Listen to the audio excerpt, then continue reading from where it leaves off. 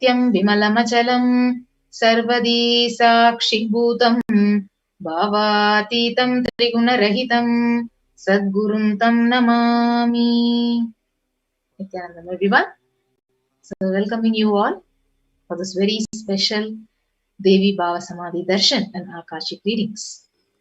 So, we had a wonderful introduction, the demonstration of the powers of third eye. And who is Devi Parashakti and what are literally the Akashic records? So, you would have already watched a clip where Parashakti revealing the secrets and truths to the humanity, literally even about the COVID-19 pandemic, which is killing the humanity across the globe. So now, how can we offer our gratitude to Parashakti, our devotion to Parashakti? How do we manifest our reality? By connecting with her deeply. So, what is one more easiest way is the various offerings that we can offer at her feet. So let us now understand more about the various offerings and significance of offerings. So offering is a giving of divine gift of pure love, pure devotion and oneness. And literally it consists of two parts. So number one is you giving and number two is Parashakti accepting. So the Hindu tradition beautifully says only when the divine accepts it, whatever you're offering, then that offering itself becomes complete. So it doesn't become complete when you offer it to her, it becomes complete when she accepts it. So offering is not made out of any fear or any greed. So when an avatar lands, the offerings are purely a part of the grand Leela played only for the purpose of enlightenment. So let us understand more about the offerings to Parashakti. So let us invoke Parashakti before we understand about the various offerings which we can offer it at our feet. Induni bhaveda karavahni nayanam syat pankaja barabaya japaksha sarayuktam angahimabhushana vichitra vasanam syat tungamakutojvala manonmani swarupam. So this verse is from the Mula Agama of Manonmani Dhyanam, which beautifully describes Parashakti as moon-like face, holding the Vedas books on hand, fire in eyes with lotus flower, gracing and blessing hands, and one hand with Japamala, beautifully decorated with jeweled ornaments in wonderful clothes and shining wing crown. Her name is Manonmani. We also have one more Dhyana Sloka which says, Dhyaye Devim Trinetram Sashini Bhavadanam Vedahastam Dadhanam Savye Padmam Varadama Pare Chabhayam Chakshamalam Divyairabharanair Vibhushita Tanum Brahmadi Vippujitam Devimeva Manonmanim Pratidinam Kamarta Datrim Shubham. So this also is from the Mula Agama of Manonmani Dhyanam, which explains, I meditate on Devi with three eyes, glowing like a moon, and hold the Veda, lotus, and grazing with blessing and gracing hands. She is wearing the beautiful ornaments. She is worshipped by Brahma and other many gods, and showers auspicious boons for all the actions every day. So this beautifully describes the form of Parashakti. So before we enter into the various offerings, let us understand the significance of the divine element, gold. So the Atharva Veda, it explains, triply born by birth is this gold, from the atoms of Agni is one. It becomes dearest to Agni, one fell away from the Soma when it was hurt. One they call the seed of virtuous and powerful Appa, let that triple gold be for your long life. So gold is a divine element. It purifies anything it touches.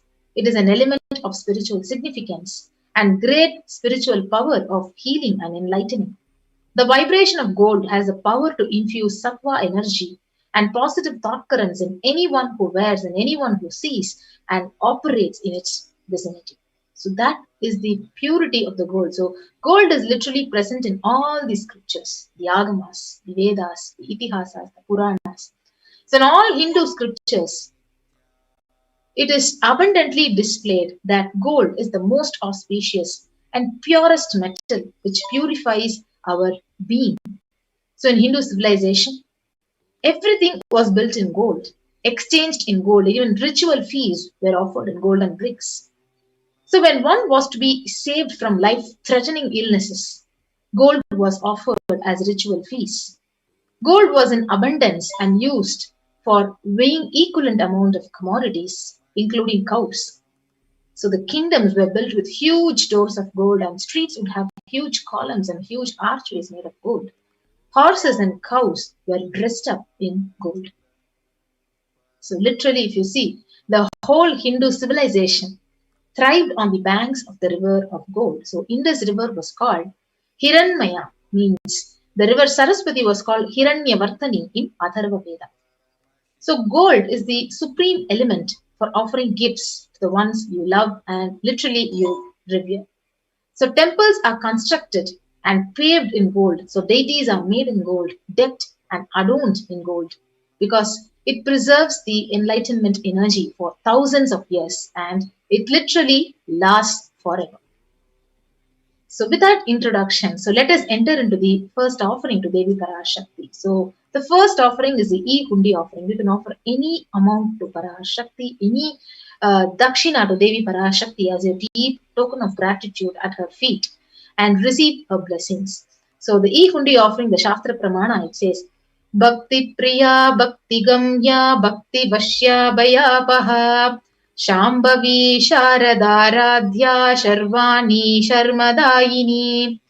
So Devi is fond of true devotion and is realized through true devotion.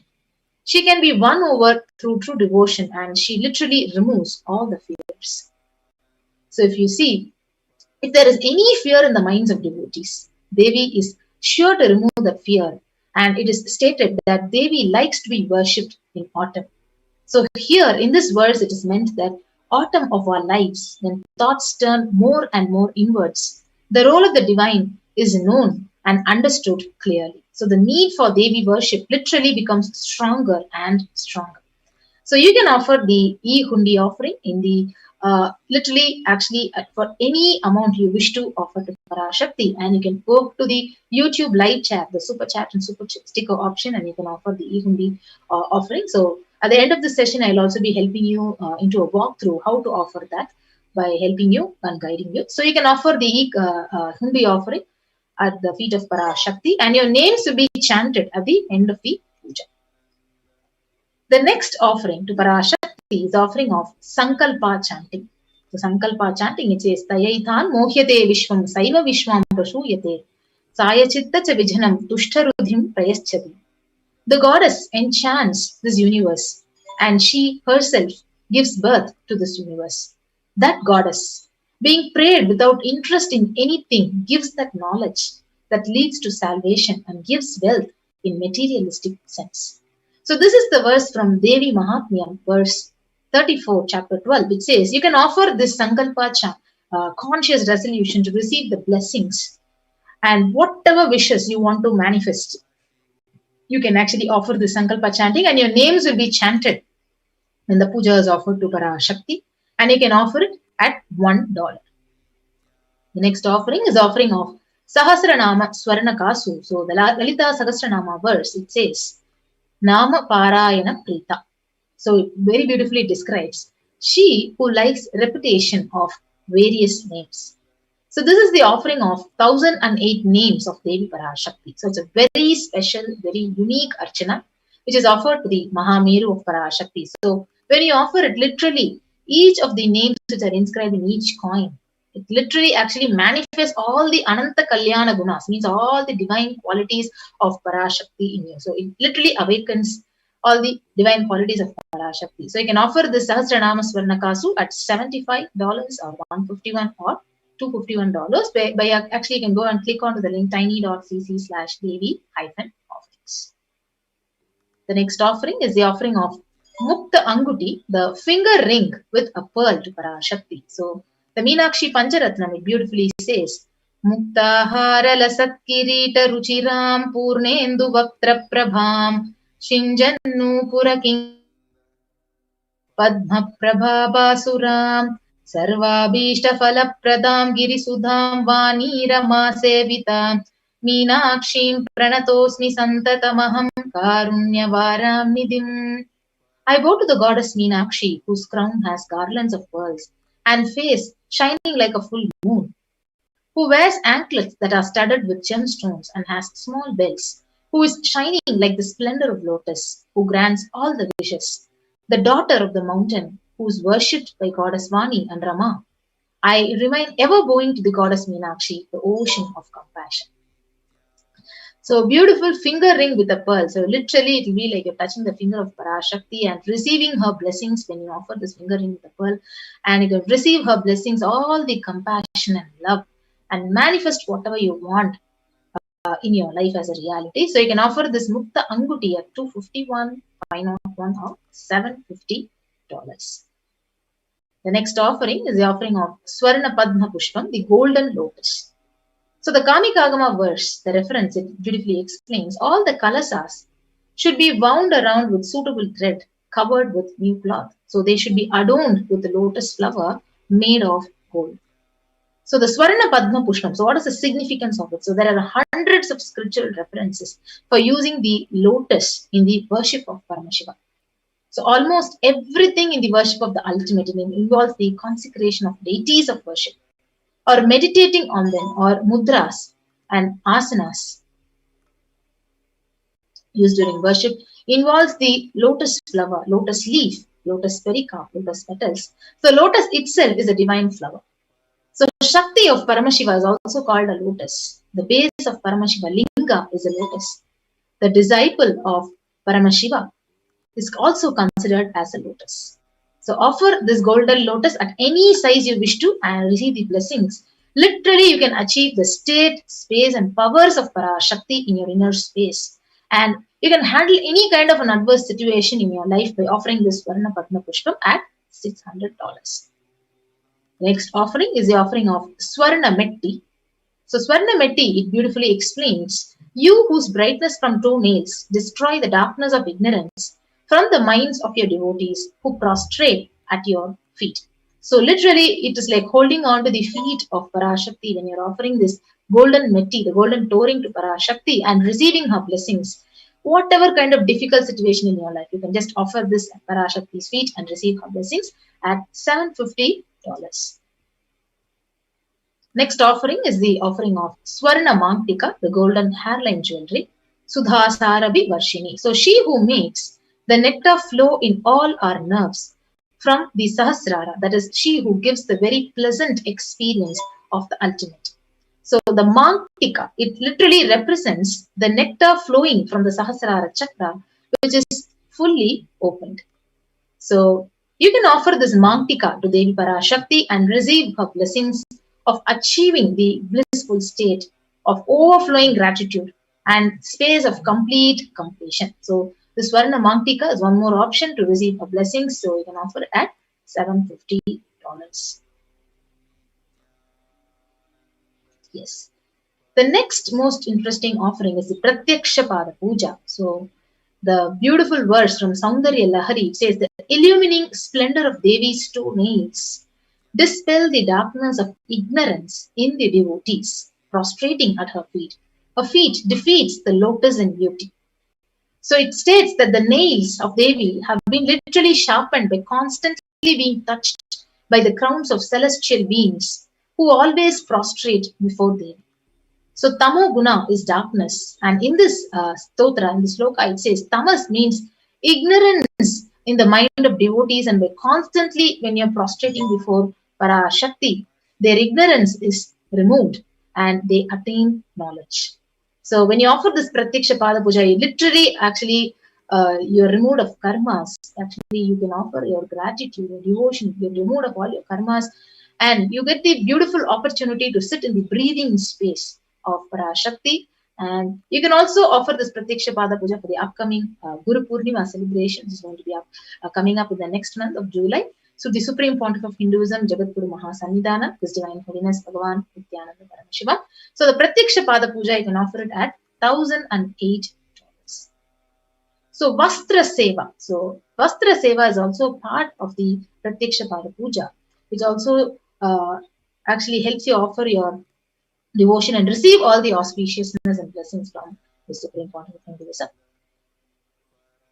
Yes, so now we have here a compilation of all the offerings, the e-hundi offering which you can offer it at any amount, the Sankalpa chanting, the conscious resolution, we can offer it at $1, the Devi Sahasranama Kasu, the pure gold coin, each with one sacred name of Devi inscribed on it, so from 1008 names. The next is the Mukta Anguti, the pearl finger ring. Then you can offer the Swarna Padma Pushpam at $600, $1,200 or $1,800. The Swarna Metti offering the golden toe ring for lotus feet of Devi Parashakti, so which is available at $750. The Swarna Mangtika, the golden hairline jewelry at $750. The Pratyaksha Pada Puja, which will offer the gratitude to Supreme Pontiff at $1,008, and the Vastra Seva. So here is the beautiful opportunity for all of us to offer this offering to Parashakti. So you can go ahead and make your payment to offer the seva by online payment by clicking onto the link tiny.cc/devi-offerings. And once you make the payment, after you make the offering, like whichever seva you want to do, you can select that seva and you can offer the payment. You can make the payment online. And after making the payment online, you can submit the details for the puja to Parashakti, so that during the puja your names will be chanted, and that link is tiny.cc/sankalpa2021. So I'll be quickly guiding you into the walkthrough of how to make an online payment, how to fill in the Sankalpa link, and how to offer e-hundi offering in the YouTube super sticker and super chat option. So I'll be right back after a short break, and we keep this slide projected for all of you to actually note down the link and make a payment.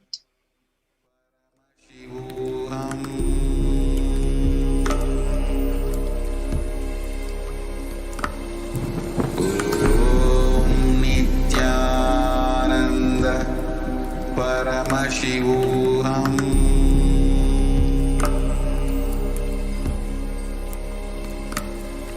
Om Nityananda Paramashivoham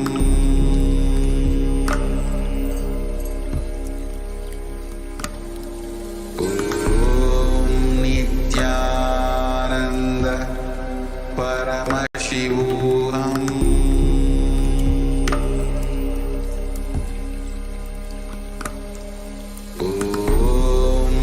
So when you go on to the tiny.cc/offerings, so you'll be guided on to this page, and you can go and choose an option. So whichever option seva you want to offer to Parashakti. For example, you want to offer the Swarna Metti to Devi Parashakti, which is offered at $750. You can just quickly go and add it to your cart.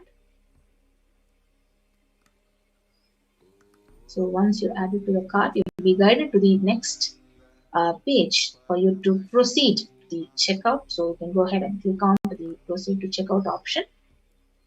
So after that, you'll be guided to the page for billing details, which will require all your email address, whichever country you're from, and you can place your order after filling out these details in this place. Yes.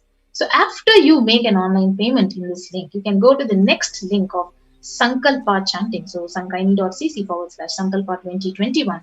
So you'll be guided to this page, and you can click on to this tab next, and you can actually accept all these affirmations, agreements, and then you can enter all your details, your first name, last name, your email address, your phone, your cities, country, and what offering you're offering it for the Devi Bhava Samadhi Darshan. You can click on to this, and then finally you can actually click on next and finish this Sankalpa chanting. Yes. So the next is how to offer the e-hundi option in the super chat and super sticker option in the YouTube live chat. So you need to open up the live stream, which is actually whatever is going on, and before the Akashic reading or during the Akashic reading, when the Parashakti is actually revealing the Akashic readings to us, you can go ahead and go to the live stream of YouTube channel, and you can go to the right bottom in the channel. And you have the two options. You have these two options of the super sticker and super chat option. So you can go ahead and click on to this and offer your e-hundi offering to the feet of Devi Parashakti. So this is a short walkthrough of how you can offer the e-hundi and various offerings to Parashakti, and you can receive her blessings to manifest your reality. Yes. So thank you everyone. So with that, we'll be moving on to the next segment shortly after a break. Thank you. Nityananda.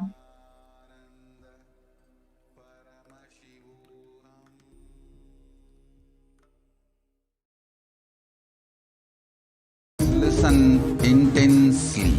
Life, consciousness in you does not end while your body drops dead.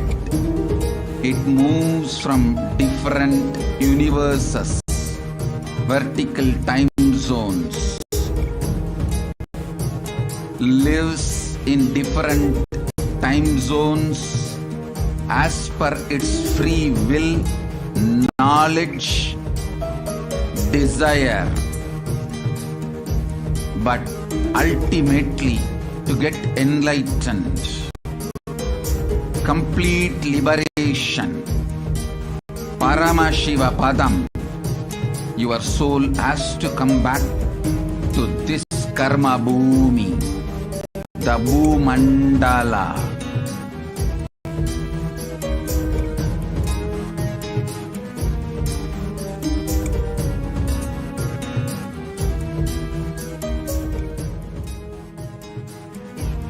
This Bhumandala and the Jati ecosystems, the caste ecosystems,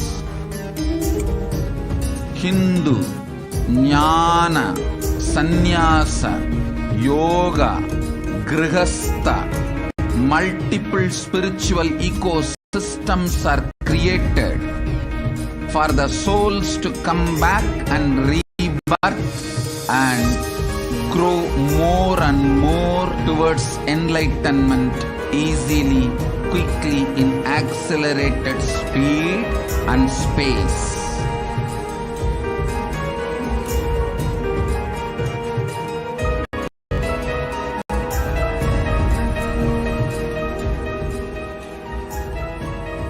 Understand the secret of Sayujya Mukti. Your Kundalini Shakti experiences the bondage inside your body due to compulsive sexual appetite. All the male bodies building intense yogic body through yoga and pranayama, building the mind of Tyaga centric, will heal your compulsive sexual appetite and make you reach Sayujya.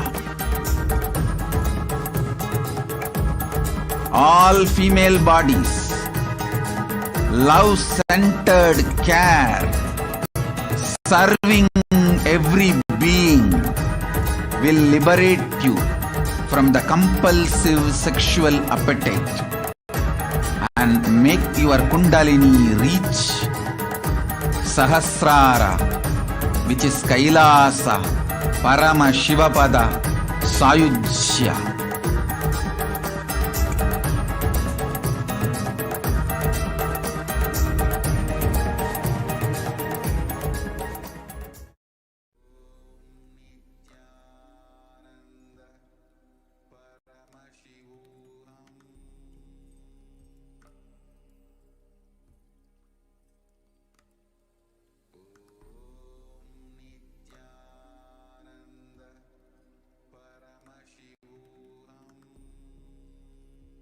There are some great spiritual sciences unique to Hinduism.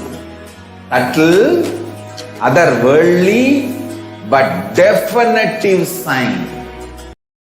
Manifesting the cosmic beings in Archavatara, deities in Nijavatara, living incarnations is possible. Kriya Pada of Vedas and Agamas elaborately explain the whole science of making the cosmic beings manifest in Archavatara deities and Nijavatara living incarnation, both. During the Bhava Samadhi Darshan, literally those cosmic beings manifest through this body. Just like how they manifest in Archavatara deity, they manifest in Nijavatara, Pratyakshavatara, and give you all the boons you ask, bless you. You see, each God is an independent intelligence to lead you to enlightenment. Each God is a bridge for you to achieve the Shivatva, the ultimate Shiva consciousness. Krishna is the bridge for you to achieve the Krishna consciousness. But the Shiva consciousness, Krishna consciousness, all consciousness is one and the same. Ultimate consciousness only. So that energy itself completely expresses. Just like Radhika, when I see my own sweetness in the mirror, I become eager to taste it. I find that the only way to relish this sweetness is through the constitution of Sri Radhika. Bhava Samadhi Darshan is a window to the infinite expanse of consciousness, allowing us to glimpse the formless in a way that we can understand. It cleanses the karmas of lifetimes. It awakens our biomemory to the space of Paramashiva, the ultimate consciousness, and creates a deep and lasting transformation in us.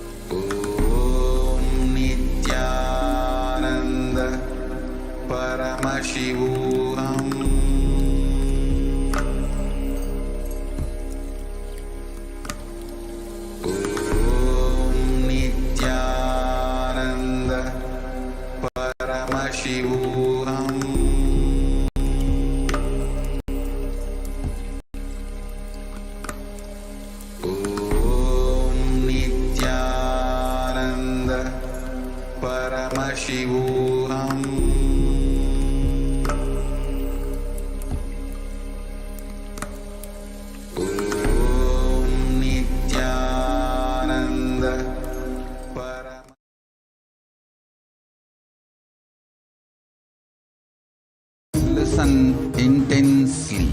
Life, consciousness in you does not end while your body drops dead.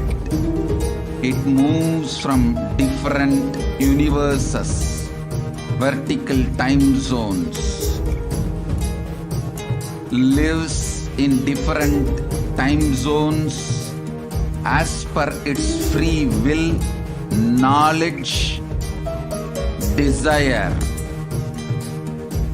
but ultimately to get enlightened, complete liberation, Paramashiva Padam, your soul has to come back to this Karma Bhumi, the Bhumandala.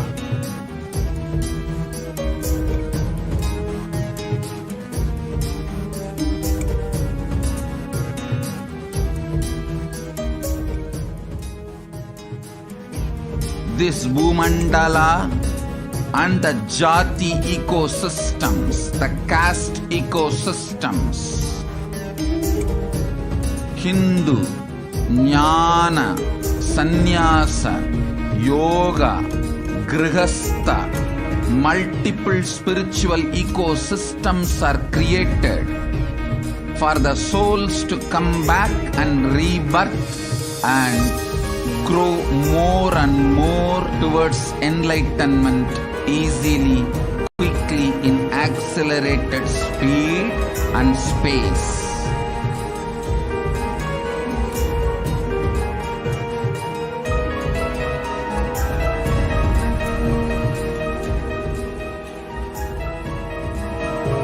Understand the secret of Sayujya Mukti.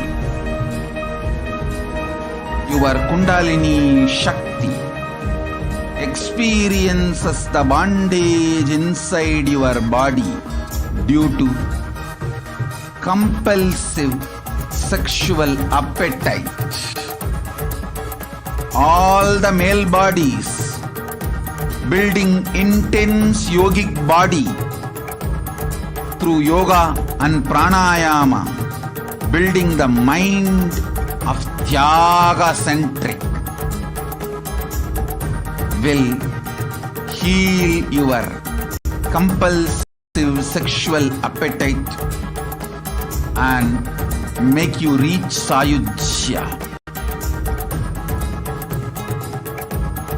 All female bodies, love-centered care, serving every being, will liberate you from the compulsive sexual appetite and make your Kundalini reach Sahasrara, which is Kailasa, Parama Shivapada, Sayujya.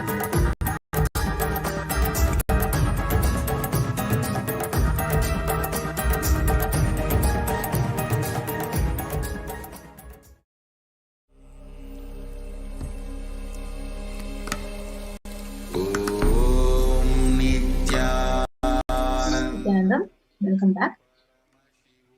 So before we get ready to receive the Devi Bhava Samadhi Darshan and Parashakti's Akashic readings, we'll now understand how to ask your questions in the various social media platforms and connect with Parashakti. So what are the various ways through which you can actually ask your questions and submit your questions and wait for an answer from Parashakti? So number one is, you can go to the YouTube channel, Kailasa's SPH Nityananda, the official YouTube channel. So if you are not a member yet, so most important thing, you might have subscribed to the YouTube channel and receiving notifications of various live notifications, but you have to go and join to become a member. So for membership, you need to go and click on to the join. And once you become a member, you can actually, as a step 2, post your questions in the comment section under the live stream when the live Akashic reading session is happening. So you can post your questions there. It may be anything relevant to your health, your wealth, your career, or what is your purpose of life, or what is your destiny, and why is your life so many happenings, like why is it happening the way it is happening. So whatever questions you want to ask Parashakti, you can post it in the comment section under the live stream of Devi Parashakti's Akashic reading. So this is one of the ways how you can connect and ask your questions to Parashakti in the YouTube live stream. The next thing is, you can comment on the live Facebook page. So the Facebook page, if you have not liked and followed the official Facebook page of the Supreme Founder of Hinduism, you can go ahead and like and follow Kailasa's SPH JGM Nityananda Paramashivam. You can start following that page. And once you follow that page, you can go ahead and ask your questions in the same comment section under the Facebook live stream. So those who you are not in YouTube, or you're just finding it difficult in YouTube, then if you're not a member, you can go to the Facebook and post your questions under the comment section. The next important platform is the Twitter. So you can go and follow @Sri Nityananda in the Twitter account, and the official account is Kailasa's SPH JGM HTH Nityananda Paramashivam. So you can go ahead and start following the official Twitter account. And after you follow the Twitter account, you can ask your questions in the reply section of the tweet with the hashtag AskTheAvatar. So it is very clearly noted in the slide. You can ask in the with the hashtag Ask the Avatar. So this is also one of the ways you can post your questions when the live Akashic reading session is happening. The next is you can ask your questions on the Instagram post. So when you actually go to the Instagram, you can actually go and follow Sri Nityananda on the Instagram.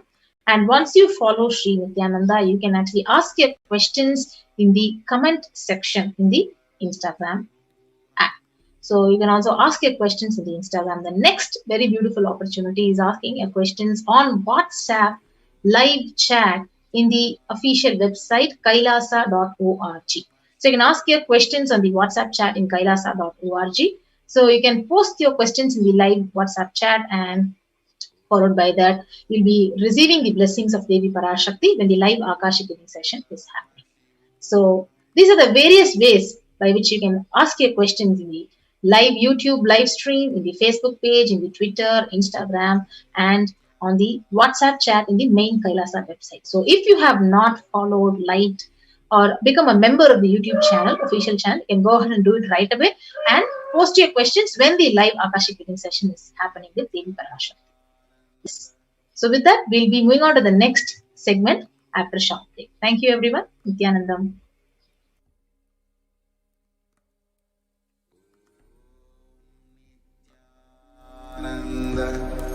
Paramashivoham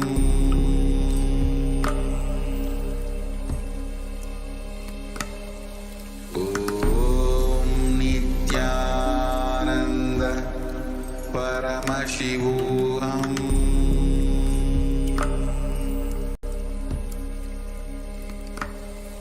Om Nityananda Paramashivoham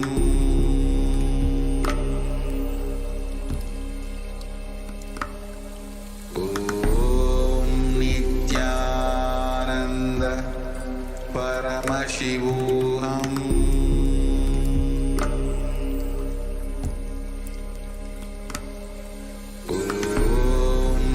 Nityananda Paramashivoham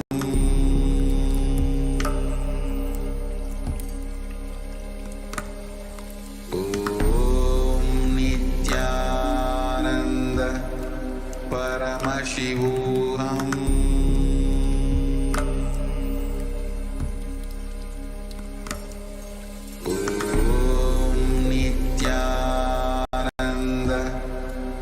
Paramashivoham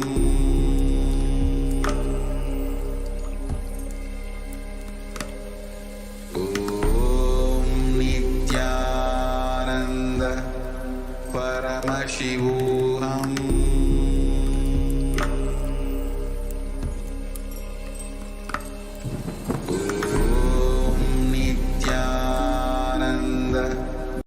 Paramashivoham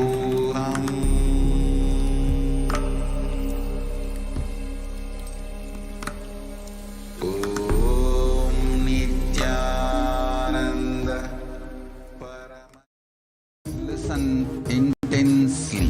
Life, consciousness in you does not end while your body drops dead. It moves from different universes, vertical time zones, lives in different time zones as per its free will, knowledge, desire, but ultimately to get enlightened, complete liberation, Paramashiva Padam, your soul has to come back to this karma bhumi, the Bhumandala.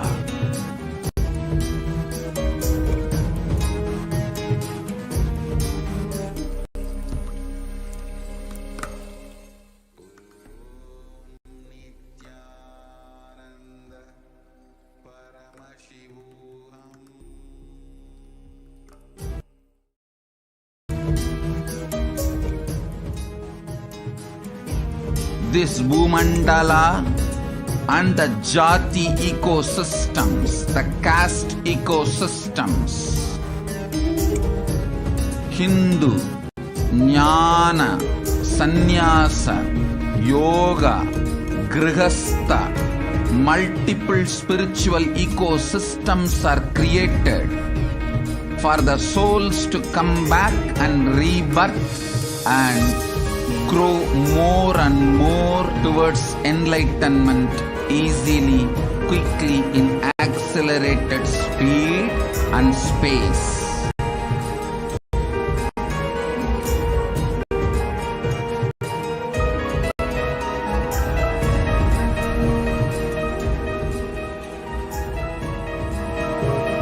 Understand the secret of Sayujya Mukti. Your Kundalini Shakti experiences the bondage inside your body due to compulsive sexual appetite. All the male bodies building intense yogic body through yoga and pranayama, building the mind of Tyaga centric, will heal your compulsive sexual appetite and make you reach Sayujya. All female bodies, love-centered care, serving every being, will liberate you from the compulsive sexual appetite and make your Kundalini reach Sahasrara, which is Kailasa, Parama Shivapada, Sayujya.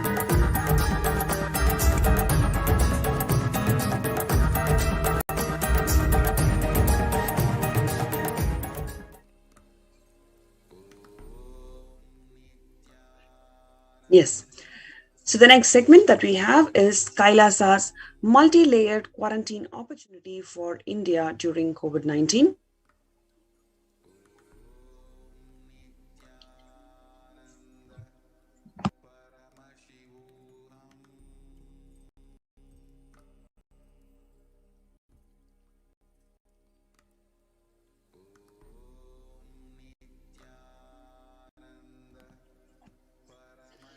On 12th of May 2021, Devi Parashakti has revealed that India is the biggest spiritual land where enlightened beings happen again and again, flower as enlightened beings and benefit the entire world. We cannot afford to lose the only Bharatam. We cannot lose the enlightenment womb.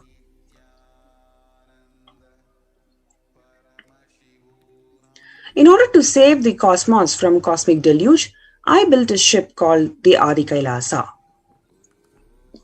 In order to protect the humanity from cosmic deluge, I gathered together all the spiritual energy of the cosmos and built the ship called Adi Kailasa.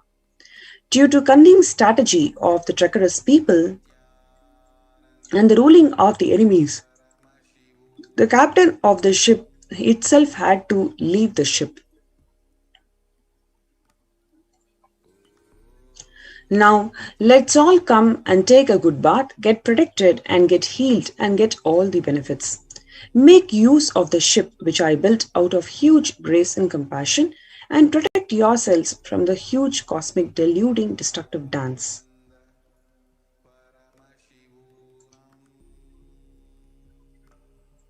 For India, I made the ship as the protection, the Nityananda Navapashana Lingam in Vaidya Sarovar. Go to Adi Kailasa, crores of people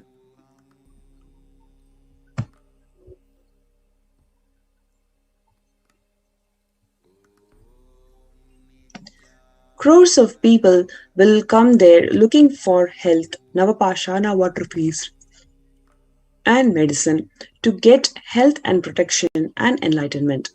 For all of them, give Annadan to protect India from the great destruction. I, Parashakti, made this huge ship. Even if the captain is not there, ship is there.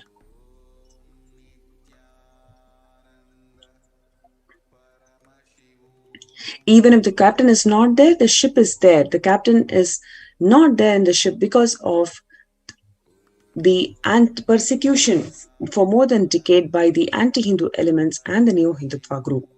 Now, in the next segment, we're going to see what are the contributions of the Supreme Pontiff of Hinduism that made these anti-Hindu elements to persecute him for more than a decade.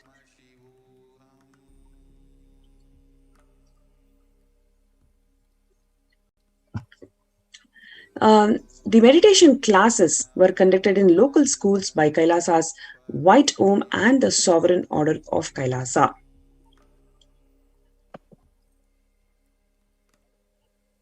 In 2004, the secondary school students were blessed to learn the truths of life and learning and undergo powerful meditation under the direct guidance of the Supreme Pontiff of Hinduism in Karnataka.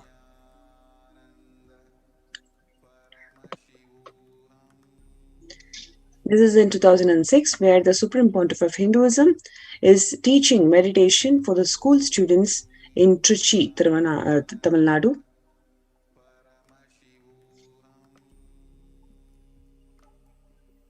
This is in 2008 in Engineering College in Karnataka, where the Supreme Pontiff of Hinduism is teaching the students.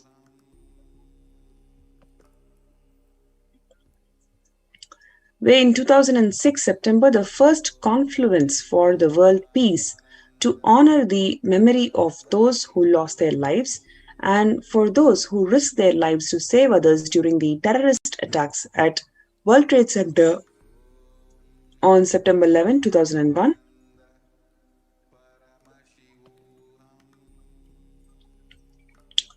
In January 2009, the Peace March to unite people of all the religions for peace was initiated by heads in southern India.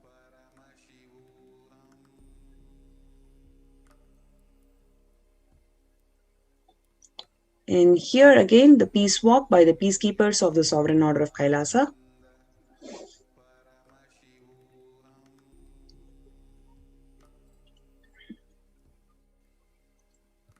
Here you can see, even with a fractured hand, the Supreme Pontiff of Hinduism engaged in a selfless work day and night, inspiring the peacekeepers of the Sovereign Order of Kailasa to engage in selfless service, leading the nation of Kailasa by example. In 2011, the Supreme Pontiff of Hinduism had a multiple compound fracture with a bone protruding out of skin. In 2013, the two steel implants that were fastened in 2011 were removed as the bones had healed completely. This picture is after the surgery.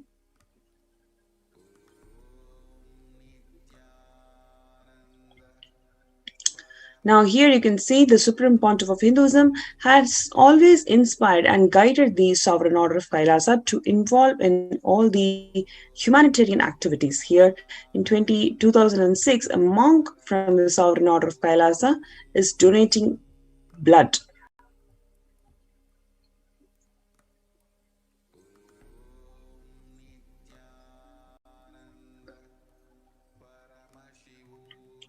In 2009, the representatives of Kailasa's Red Om handing over their collected donation for Karnataka's Chief Minister's Relief Fund.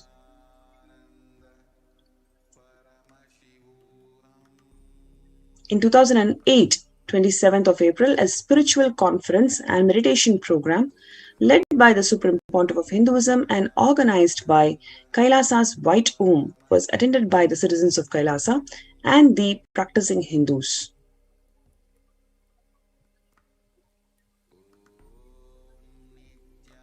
Here, the Supreme Pontiff of Hinduism received the congratulation message for the fifth anniversary of the Dhyanapitham from the former President of India, Dr. APJ Abdul Kalam.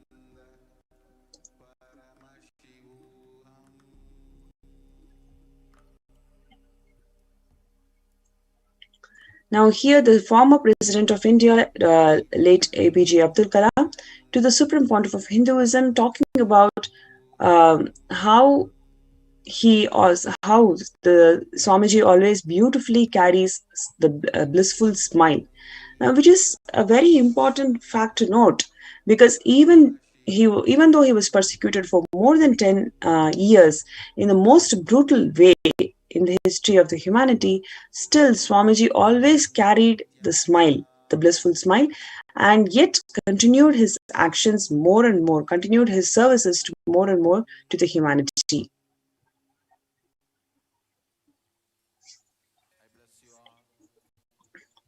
In 2007, March 22nd, the Californian Legislature Assembly recognized the Supreme Pontiff of Hinduism as the enlightened master, the modern mystic, and the greatest saint of modern India, who has taught the science of attaining the endless happiness.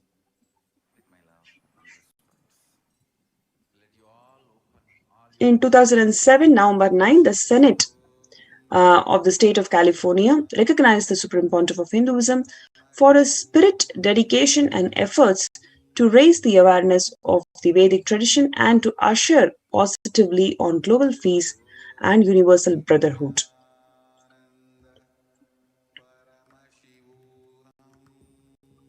On 2009, March 29th, the Californian Legislature Assembly recognized the Supreme Pontiff of Hinduism for his leadership and outstanding commitment to communities around the world, service, and selfless devotion to the students of the International Vedic University.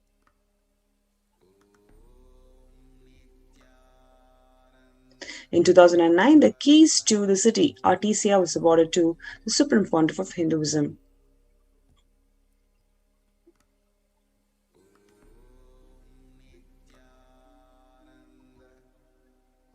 On 1st of September 2009, Honorable Jim, who is the Member of Parliament in Toronto, recognized the Supreme Pontiff of Hinduism for his contributions as the Global Peace Ambassador.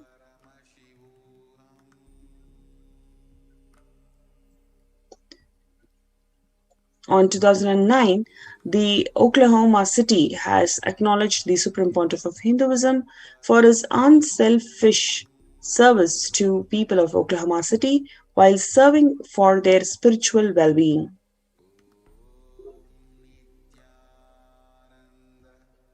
What you can see here is on 30th of April 2016, postage stamp on the Supreme Pontiff of Hinduism was released by the Indian Postal Government on the occasion of Kumbh Mela.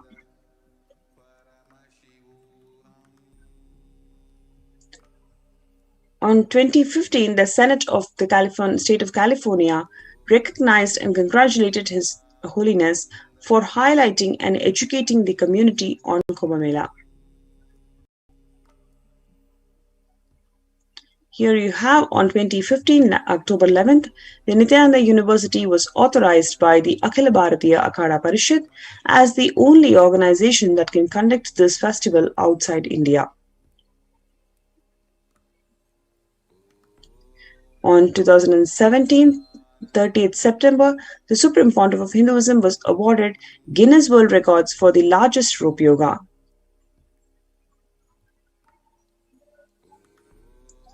On 3rd of October 2017, the Supreme Pontiff of Hinduism was awarded Guinness World Record for the largest pole yoga, Shivastambha Yoga.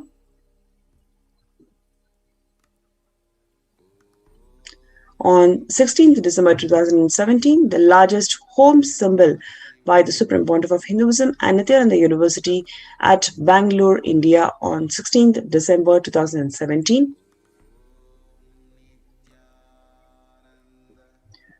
On October 2017, it's declared as the Paramahamsa Nityananda Day by the city of Montclair, California, in recognition of the Supreme Pontiff of Hinduism's contribution to the superconscious evolution of the humanity.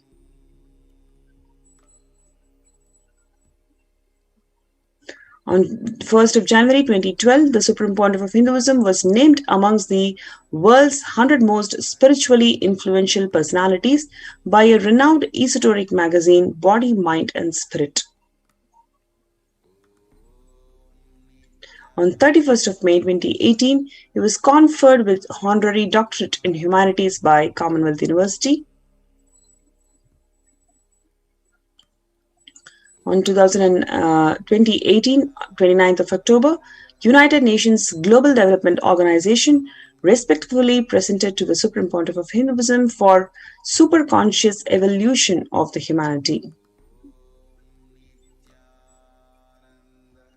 On 25th of April 2019, the Azteca University in Mexico recognized the tremendous scientific contributions made by the Supreme Pontiff of Hinduism in the field of superconsciousness and awarded him a honorary doctorate in the sciences for this. So you can see the amount of contributions that the Supreme Pontiff of Hinduism has done to the humanity, and now today, when the world is closing the doors, it is Swamiji who has opened his Kailasas, his de facto embassies, for the whole of the humanity to protect themselves from the COVID. So if you're someone who is feeling insecure about the ongoing pandemic, if you're unsure of your future, if you feel that you need to be protected at this small point in time with yourself and your loved ones, here is opportunity for you to join our COVID care protection centers. You can register yourself in the following link, kailasa.org/Kailasa Care. It's KAILASA.org/KAILASACARE. So let's take a few minutes to register ourselves, and before we go to the next segment of seeing how and what made the anti-Hindu elements and the neo-Hindutva groups to persecute the Supreme Pontiff of Hinduism. Let's take a few minutes, a short break.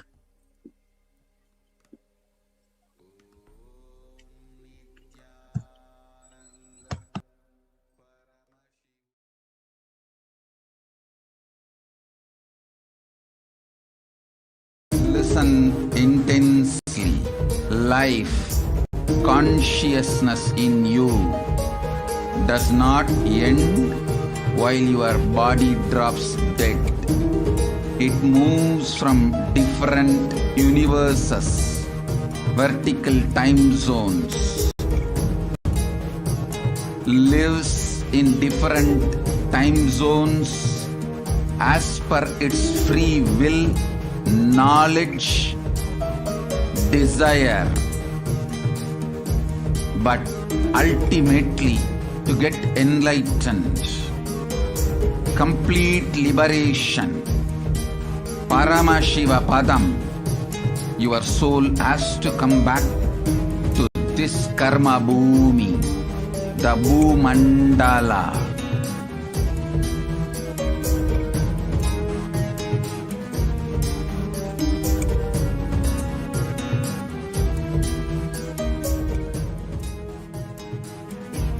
This Bhumandala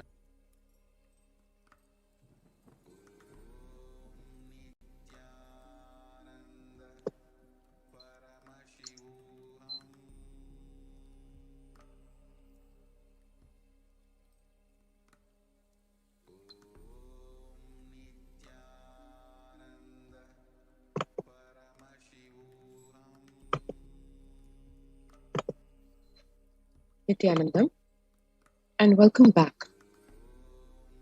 Now, to see and understand, compared to the contributions of the Supreme Pontiff of Hinduism, which is what all he did for Hinduism, for Sanatana Hindu Dharma, for global peace, and what was done to him in return by the anti-Hindu terrorist elements, let us see in this segment.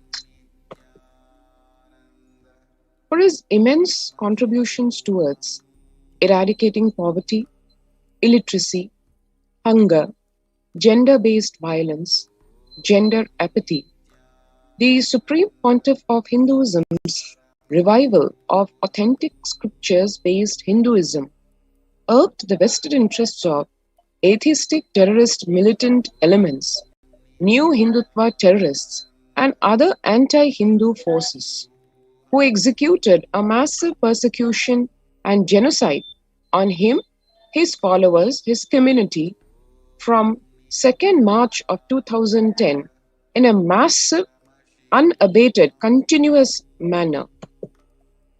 This continued unabated for the next whole decade, and it comprised of, among many other things, over 70 assassination attempts on just the Supreme Pontiff of Hinduism, besides the innumerable attempts made on the lives of his followers, over 250 sexual assaults on the Supreme Pontiff of Hinduism and his monks and disciples, lawfare of 120 false cases over 10 years, massive hate propaganda in electronic media of over 14,000 hours, and print media of over 25,000 articles in 5 years, destruction of the heritage properties worth over $27 million, and the continuing ethnocide and genocide of over 80 million Hindus worldwide since 7 centuries.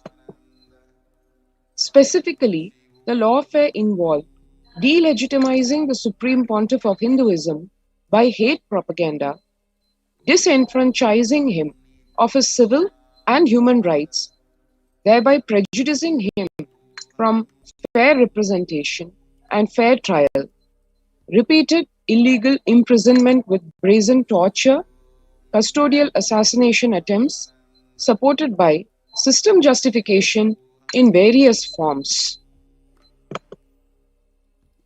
One saw how the way the Supreme Pontiff of Hinduism has been deprived of his human rights and how it resulted, we'll see how it resulted in continued systemic complicity with even some absolutely unimaginably grave violations and criminalities like torture, murder, and genocide. It was a well-planned, multi-layer false hate propaganda by the Fourth Estate media, sustained by moral disengagement, leaving the broader public in a state of willful ignorance, motivated denial, victim blaming, where the victim is actually blamed as if he is a perpetrator of the crimes done to him, and dehumanization of the individual, bystander apathy to even genocide. We'll see here just a glimpse of how this resulted, how it was even perpetrated, in what way the whole thing is absolutely defiant of even logic.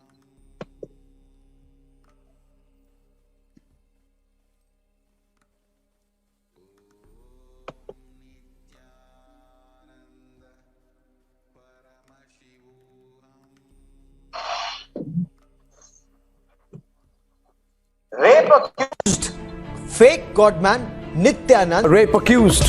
Accused of raping. The rape accused. Rape accused self-styled godman Nityanand. Just like that, they arrested me in the rape charge in 2010. They came and arrested, and after they arrested me, I asked, "What for you arrested me?" They said, "Rape charge." I said, "Can you say whom I raped?" "No, that now only we are investigating." No one is answerable for the whole mess. Even now, there will not be any investigation. Why was Nityananda arrested on rape charge when there is nobody saying they have been raped? I asked them, do you have any statement from anybody? After the independence of India, around 3,60,000 rape cases have been filed. Only rape case 376 where there is no victim's name or altered name. Even altered, there is no victim. Usually, if there is a victim who got raped, they will announce in the media and search for, "Hey, we have a victim and we need accused. We are searching for the accused. Where is the accused? Where he is disappeared?"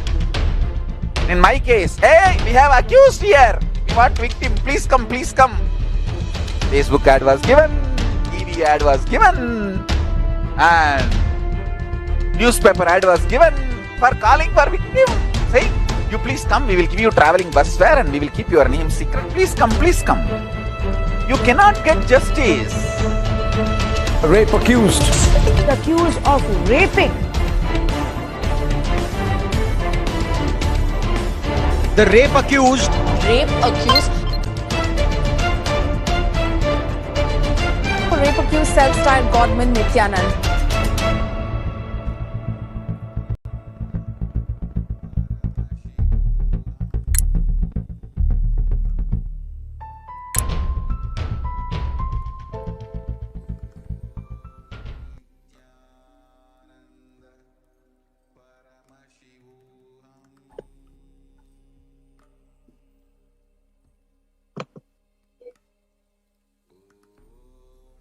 One saw how patently illogical, absolutely obvious the persecution done to the Supreme Pontiff of Hinduism by framing him in not just one false case, but in 120 false cases, a massive amount of lawfare done, huge hate propaganda done, so that for the common person can be justified as something being done so-called righteously to an individual who's so-called bad.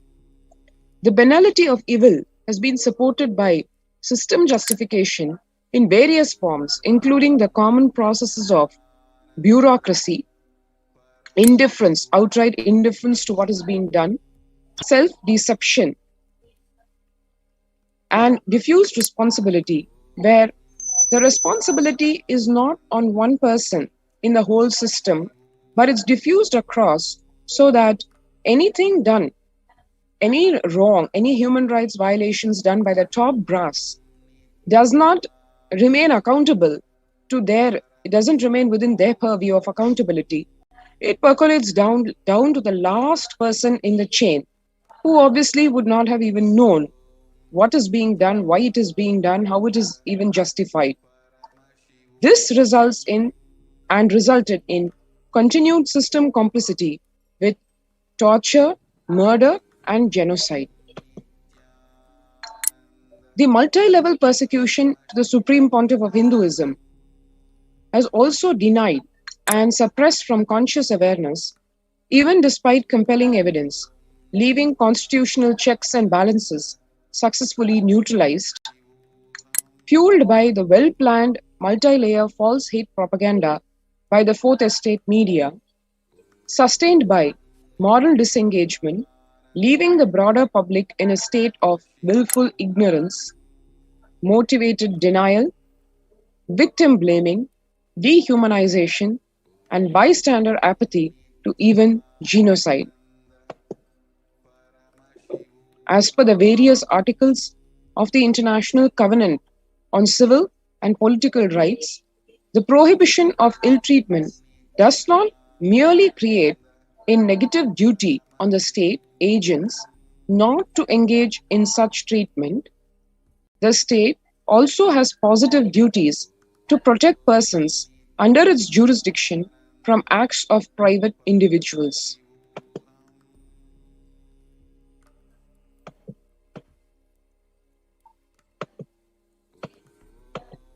One can see multi-level persecution done where on one hand His Divine Holiness Supreme Pontiff of Hinduism was targeted as a so-called linguistic minority of being a so-called person of Tamil origin in a state where Tamilians are a minority. This was just one aspect. The another aspect, the Neo-Hindutva worldview. The Neo-Hindutva leaders have extremely regressive views regarding sexuality and rights of people of non-conformist genders. The views of some go to the extent of justifying rape as a tool to suppress native Hindu traditions for their political agenda. Contrary to this, gender fluidity and non-binary gender theories have always been seen as an everyday fact of life by native traditions worldwide. none of the genders were either seen as a rule or as an abnormality. Since time immemorial, various indigenous civilizations have also recognized this gender fluidity, and Native Americans recognized 5 genders. Non-binary genders were recognized, documented, and accepted in Greek history. And today, native traditions like the Adi Shaivite minority tradition in Hinduism recognize 11 gender identities. The religious, social, and cultural empowerment of women by the Supreme Pontiff of Hinduism included the monastic order, the Sannyas Sampradaya, established by the Supreme Pontiff of Hinduism, which is unique in that it freely ordains women and allows women to perform temple rituals. Women constitute the majority of senior leadership in the Supreme Pontiff of Hinduism's mission, thereby establishing the vision of Hinduism as not just orthodox, but also highly progressive and committed to gender equality. The Supreme Pontiff of Hinduism has also ordained men and women from the scheduled caste, scheduled tribe, and Dalit communities which have been discriminated and sidelined by the neo-Hindutva ideologies. A media clip from 2018 highlighting exclusion of women from Hindu temples as a consequence of neo-Hindutva extremist ideologies who disregard Hindu sacred texts, Vedas and Agamas, one can see here, where it is not allowed for women traditionally to perform temple rituals. And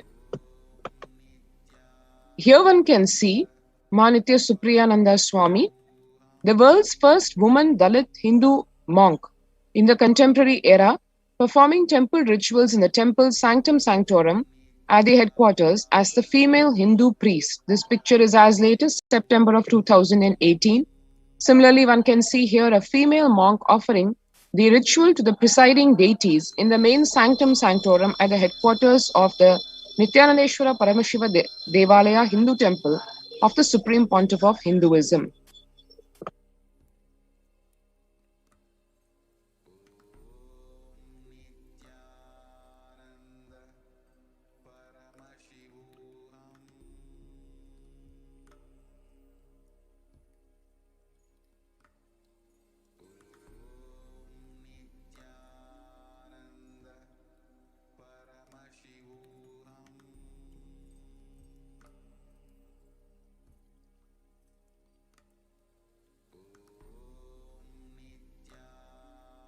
One can see here the Supreme Pontiff of Hinduism giving the Devi Bhava Samadhi Darshan, where he is the embodiment of the feminine consciousness, the ultimate divine feminine.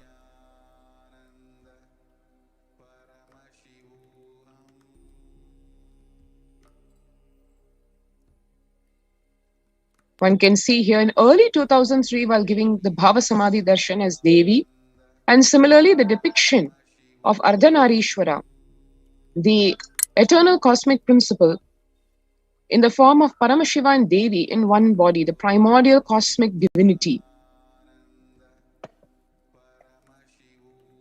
The Supreme Pontiff of Hinduism, Jagat Guru Mahasannidhanam, his Bhagwan Nityananda Paramashivam, has revealed that the Veda Agamas, the original source scriptures of Hinduism, recognize 11 genders and prescribe specific temple rituals to solemnize gay marriage, which is otherwise considered taboo in today's mainstream Hinduism. He has also declared himself that he transcends gender, and consequently, he actually suffered the vicious persecution for his bold stand on such LGBTQ issues. By rooting the legitimacy of gays, lesbians, and transgendered people in ancient Hindu scriptures, the Supreme Pontiff of Hinduism is single-handedly changing the LGBTQ discourse in India.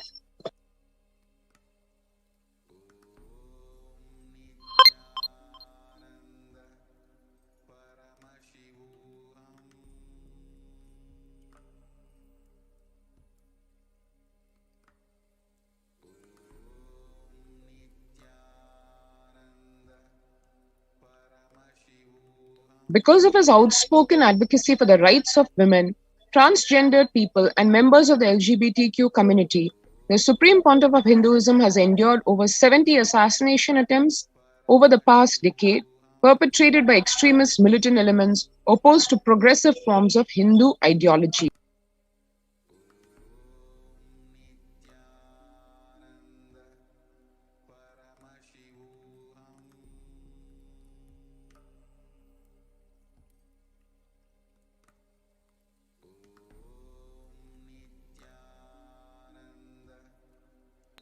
For 2 decades, the Supreme Pontiff of Hinduism and the dark-skinned Adishaivite minority community of Tamil ethnicity have become a target of the neo-Hindutva hate propaganda in Karnataka.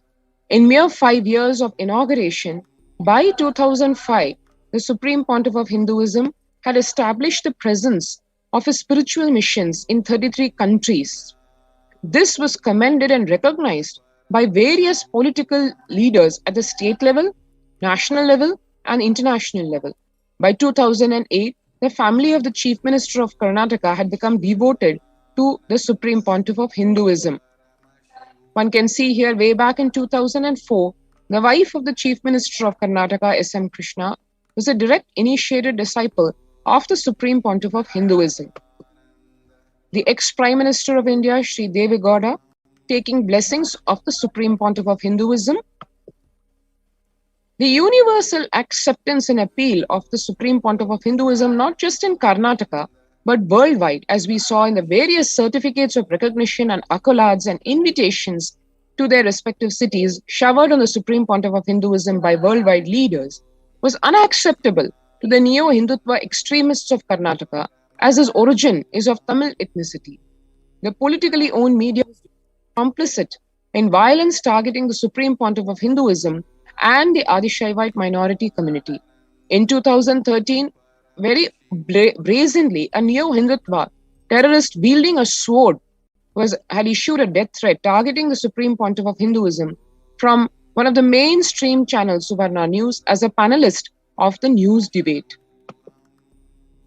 On 7th June 2012, Suvarna television media head Ajit Hanumakanavar led a militant group to kill the Supreme Pontiff of Hinduism and his chief administrator. The militants actually broke the head of the chief administrator with heavy boulders, rocks, for stopping them from serving an anthrax letter bomb to the Supreme Pontiff of Hinduism. In this attack, no formal police complaint was accepted against the militant extremist Ajit Hanumakanavar.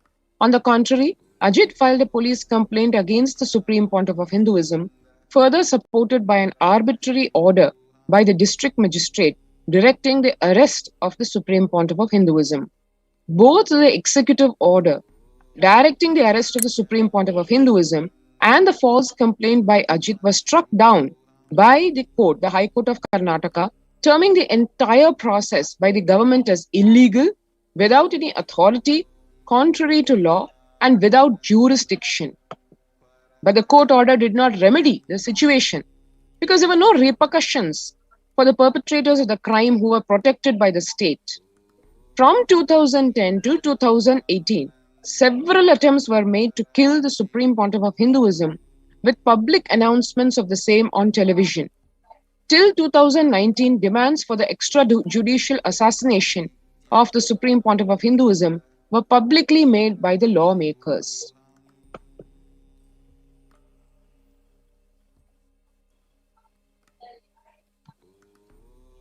And when the first world countries closed their borders during a massive global emergency, Kailasa has opened its doors to all without exception.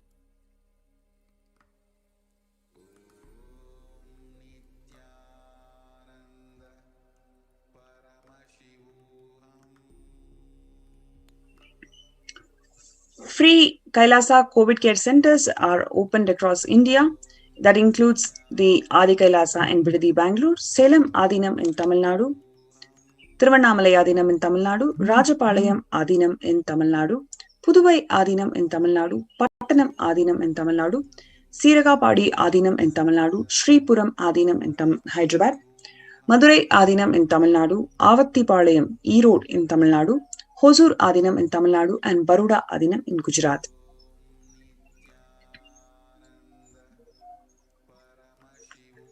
The multiple free COVID care centers are opened across India where food, accommodation, stay, free internet services, you can work from home, and more than all of that, you can feel completely protected. And this is a time to spiritually rejuvenate yourself in this ongoing pandemic.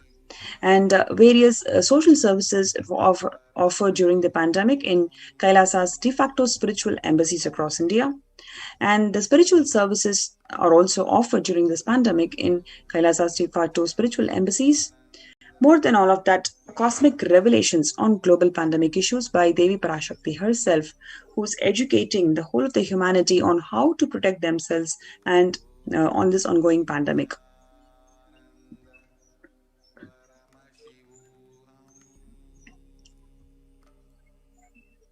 The free social services that are offered during the pandemic includes free medical care, that is allopathy, Ayurvedic and Siddha medicine. All different types of medical care is provided to people to ensure the campuses are fitted with fire safety equipment maintenance to handle any emergencies, and infrastructure to accommodate thousands of people. The accommodation that has been given has a multi-layered quarantine facility where there are layers of quarantine, first layer, second layer, and third layer quarantine to ensure that the people who are residing in the community are completely protected from the COVID. And there are enough ICU on wheels, emergency ambulances in the campus to handle any emergency situation. Personal protective medical equipment, food security management through food banks, and organic farming. So you can join us in these COVID care protection centers for you to protect yourself from this ongoing pandemic. You can register yourself in the following link, which is kailasa.org/Kailasa Care. Let's take a few minutes to register before we go to the next segment. Let's have a short break.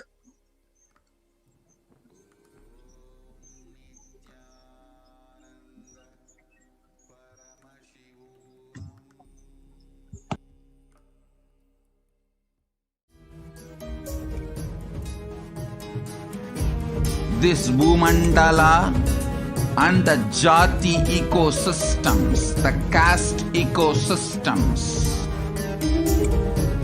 Hindu, Jnana, Sannyasa, Yoga, Grihastha, multiple spiritual ecosystems are created for the souls to come back and rebirth and grow more and more towards enlightenment easily, quickly, in accelerated speed and space.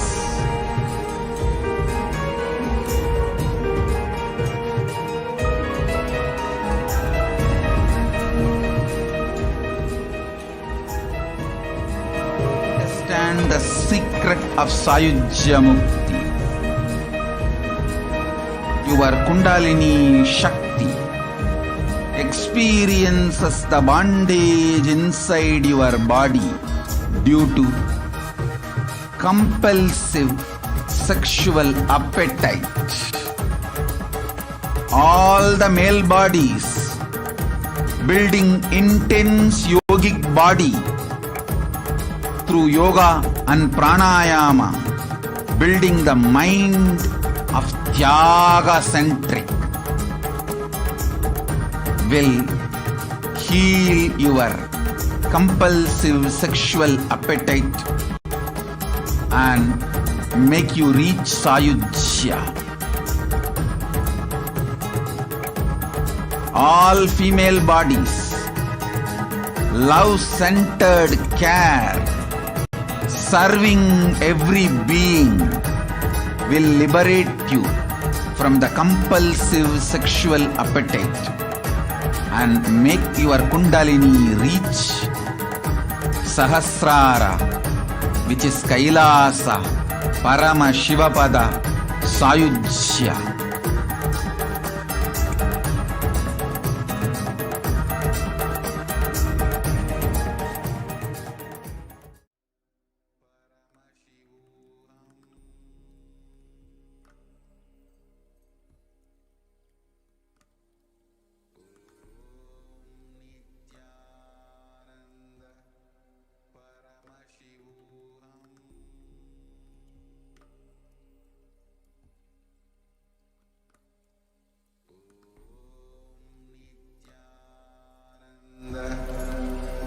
Paramashivoham.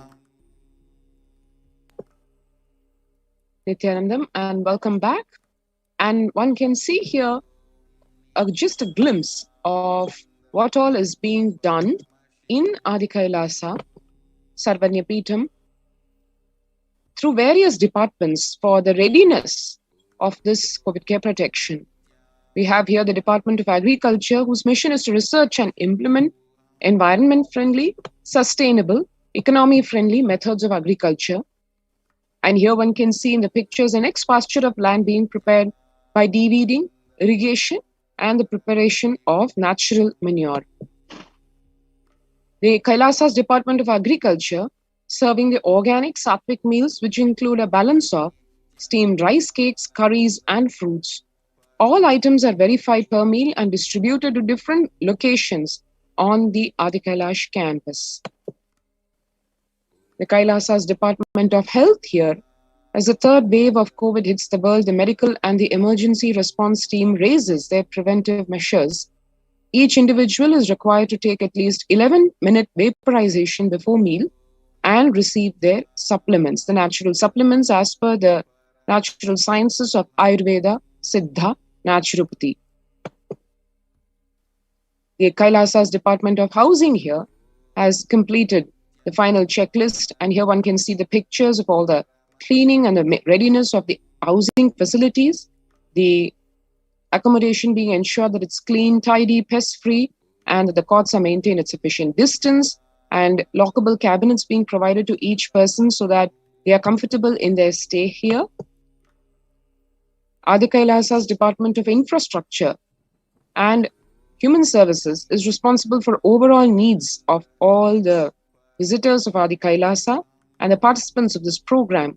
So the Ministry of Infrastructure reconciles their current standing and the status of the housekeeping, taking note of what needs to be upgraded, what needs to be procured to make each multi-layer quarantine facility self-sufficient. One can see the people who are enrolling for the program also practicing their morning spiritual routine.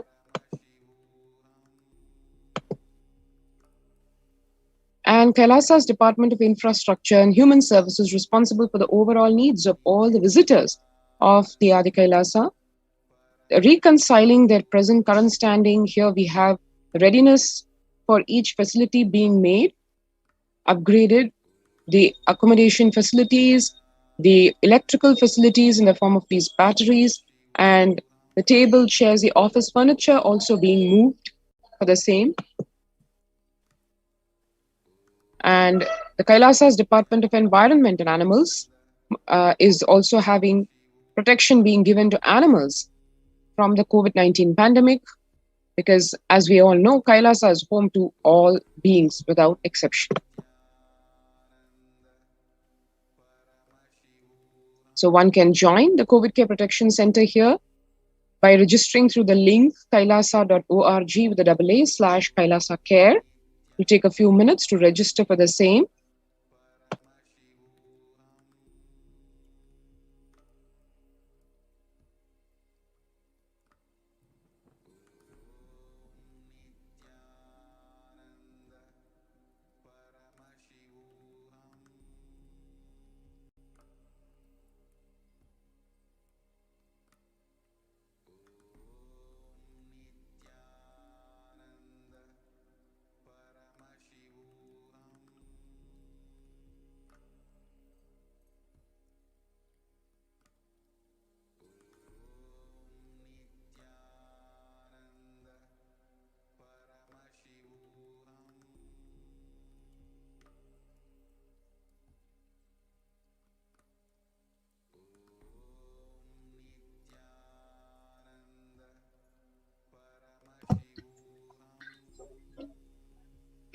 We have several thousands of lives who are waiting to feel protected during this ongoing pandemic in India, because we know that the society has failed, the government have failed, the medical infrastructure in the country is not able to cater the needs of the people for various reasons, especially with the secondary infections like black fungal infections, where the mortality rate is about 70%.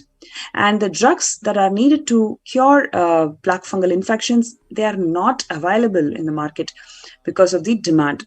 And more than 800 lives are just lost in a single day. That's the status of how the people are facing difficulty to cope up with this ongoing pandemic. So, at this point in time, the Supreme Pontiff of Hinduism has opened the Kailasas to the whole of the humanity for them to feel protected in these COVID care protection centers.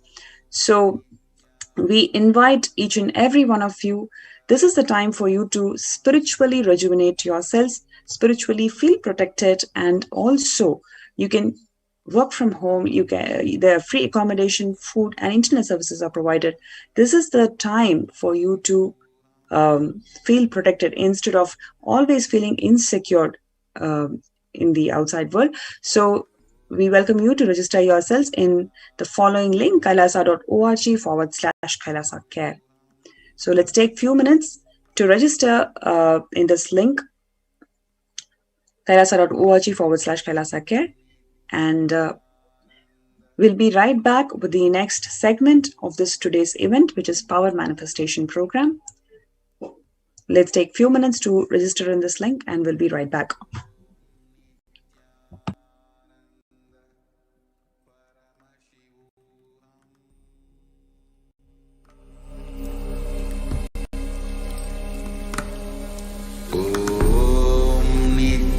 Nityanand परमशिवोऽहम्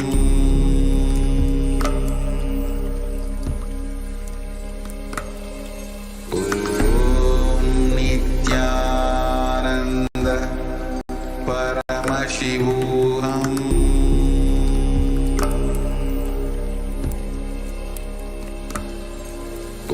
ॐ नित्यानन्द परमशिवोऽहम्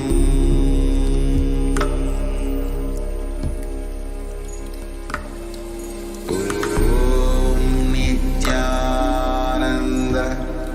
परमशिवोऽहम्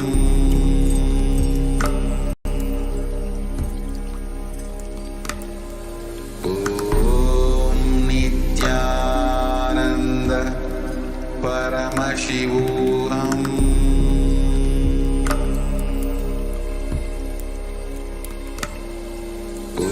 ॐ नित्यानन्द परमशिवोऽहम्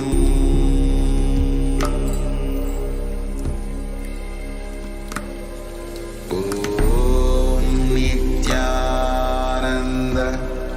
परमशिवोऽहम् ॐ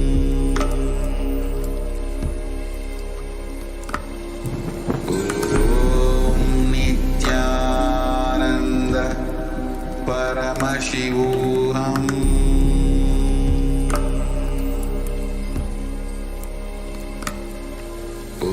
ॐ नित्यानन्द परमशिवोऽहम्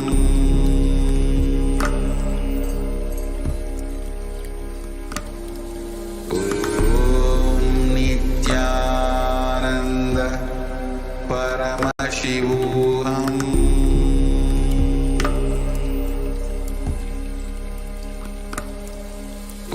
ॐ नित्यानन्द परमशिवोऽहम्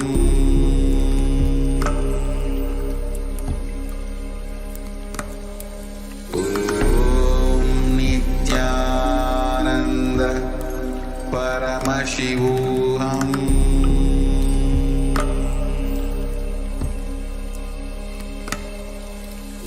ॐ नित्यानन्द परमशिवोऽहम्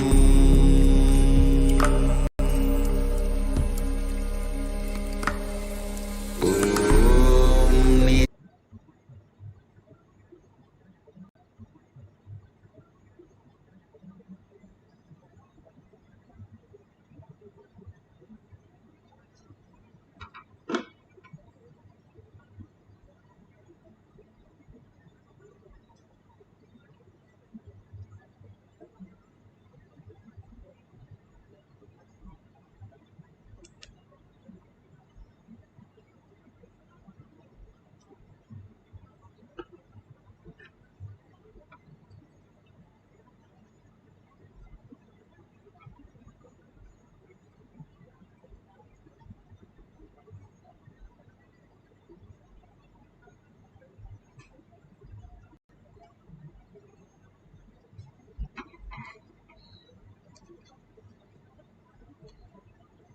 Bhagavan Nityananda Paramashivam.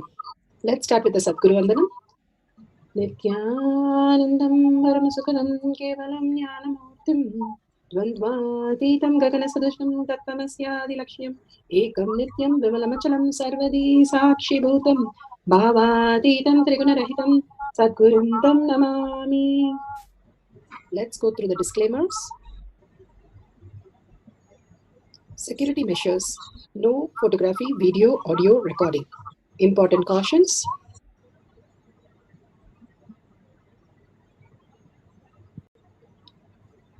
Please be aware of the important cautions.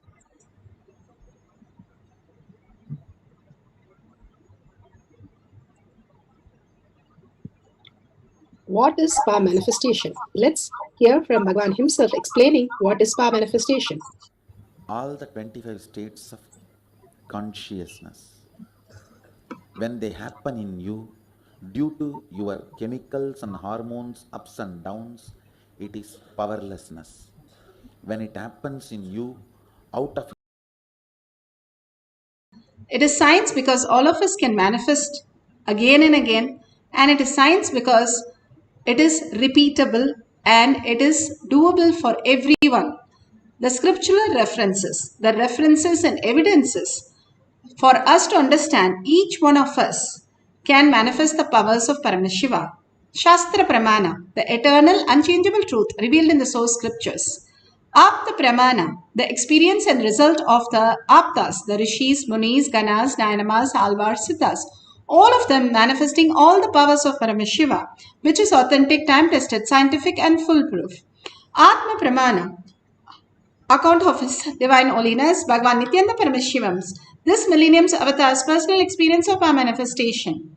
Bhagavan's very own Leelas, mapping to Aptas and as per the Shastras. Shakshi Pramana, experience of the millions of disciple devotees, followers initiated by Bhagavan into the science of our manifestation, manifesting all the powers of Paramashiva. Pratyaksha Pramana, the scientific study measuring the effect of being in the enlightened state. Clearly Bhagavan says, whoever comes to the Kailash courtyard, manifesting power group, simply my presence will be there and manifesting as the reality for each one of us. Bhagavan's very prasada of auspiciousness, health, wealth and bliss for our life, continuously pouring into us again and again, making us the superconscious being. And beautifully he says that each one of us can live in the thoughtless space. Thinking is not required for life. How food and water and sleep is not required. Something beyond exists as our superconsciousness, which can manifest any of the reality that we want and command over the world. And it's so powerful, more powerful than the nuclear force that Bhagavan says. And it can hold in such a Paramashanta Swarupa, and the eternal nectar going beyond even the death is simply a possibility. Death is also another illusion, Bhagavan says. For us to understand that it does not exist, it happens again and again, for us to really go beyond it. Let's go to the Shastra Pramana. This is Shastra Pramana from Veda Agamas for the power of third eye. Shastra Pramana for the power of third eye awakening is taken from the Vijnana Bhairava Tantra, Sutra 34, Dharana 11. Kapala antarmanonyasya tishthanmilitalochanaha kramena manasodadhyat lakshaye lakshyamuttamam.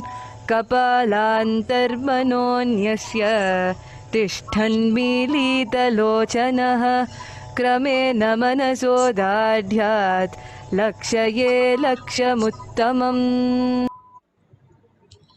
Vijnana Bhairava Tantra, Vijnana, consciousness, Bhairava, one who experiences the consciousness, and Tantra is the one method to experience beyond the mind, the conscious space. Bhagavan Paramashiva says, by fixing the mind on the inner space within the crown center and sitting stably without the movement of the eyes, closed in succession, by the stability of the mind and the inner space, through the power of third eye, one directly sees the ultimate goal, Lakshyam. By having the vision beyond the sight that reveals the any object or place. Attaining the space of oneness with the source, Paramashiva. Bhagavan beautifully explains here how we can go beyond the source of our mind, and there is something beyond that, the very core of us, the very source of us, which is a manifestation of higher reality. Again and again, Bhagavan reminds us how we can experience that place. Lava and Kusha, Rama's and Sita's sons, they lived in the forest, and one day they decided to go and out in the wild and without letting know Sita, and they go off, and Hanuman himself comes and makes sure they are fine, and also giving them all kinds of tests to go beyond the fear and greed, to make them understand that fear and greed leads us to nowhere. And there is something more than that, the higher intelligence, how you can exist as a divine, manifesting all the realities, all the siddhas, all the munis, all the nayanamars, all of them could manifest higher signs. They were humans, but they had extraordinary powers. So many of them still living and manifesting the ultimate powers. Each one of us can manifest all the powers of Paramashiva, and knowing that we are Paramashiva. That is the most beautiful cherished space. Bhagavan beautifully says how Lava and Kusha chose multiple things, made errors, and understood it is of no use to life. If they are going to suffer like this, they are not going to go beyond. When they decided to let go the greed and the fear, they could manifest the highest reality, reaching Rama himself, and singing the song how grateful they are to have an avatar on planet Earth. Rama himself on planet Earth, ruling the world in such a beautiful, peaceful way. Bhagavan himself has come down for each one of us and make us experience the ultimate reality. And all of us need to have only one thing, the feeling connection with Bhagavan, the oneness space with Bhagavan. Simply we can manifest any reality, understanding the higher science. How you understand your biology, physics, chemistry in school, each year you discover, oh my God, this is so cool. And you go on and go on and go on till you are a scientist. And still you keep discovering. Here, Bhagavan is given the ultimate science for us to discover. And we just need to only be in the gratitude space, and simply he will flow through us as reality. How simple this could be. There was no labs, or there was no astronomical telescopes or anything for the siddhas. All they did is surrender in a humble space to the plants. And Bhagavan says the plants revealed themselves to the siddhas, and that's how they learned the science. The humble surrendering of the identity, not having the arrogance that we are capable, we are doing something or something is happening, but surrendering those identities and only manifesting the higher intelligence, letting it flow through us, makes us more intelligent and more manifestation and such a beautiful space of oneness.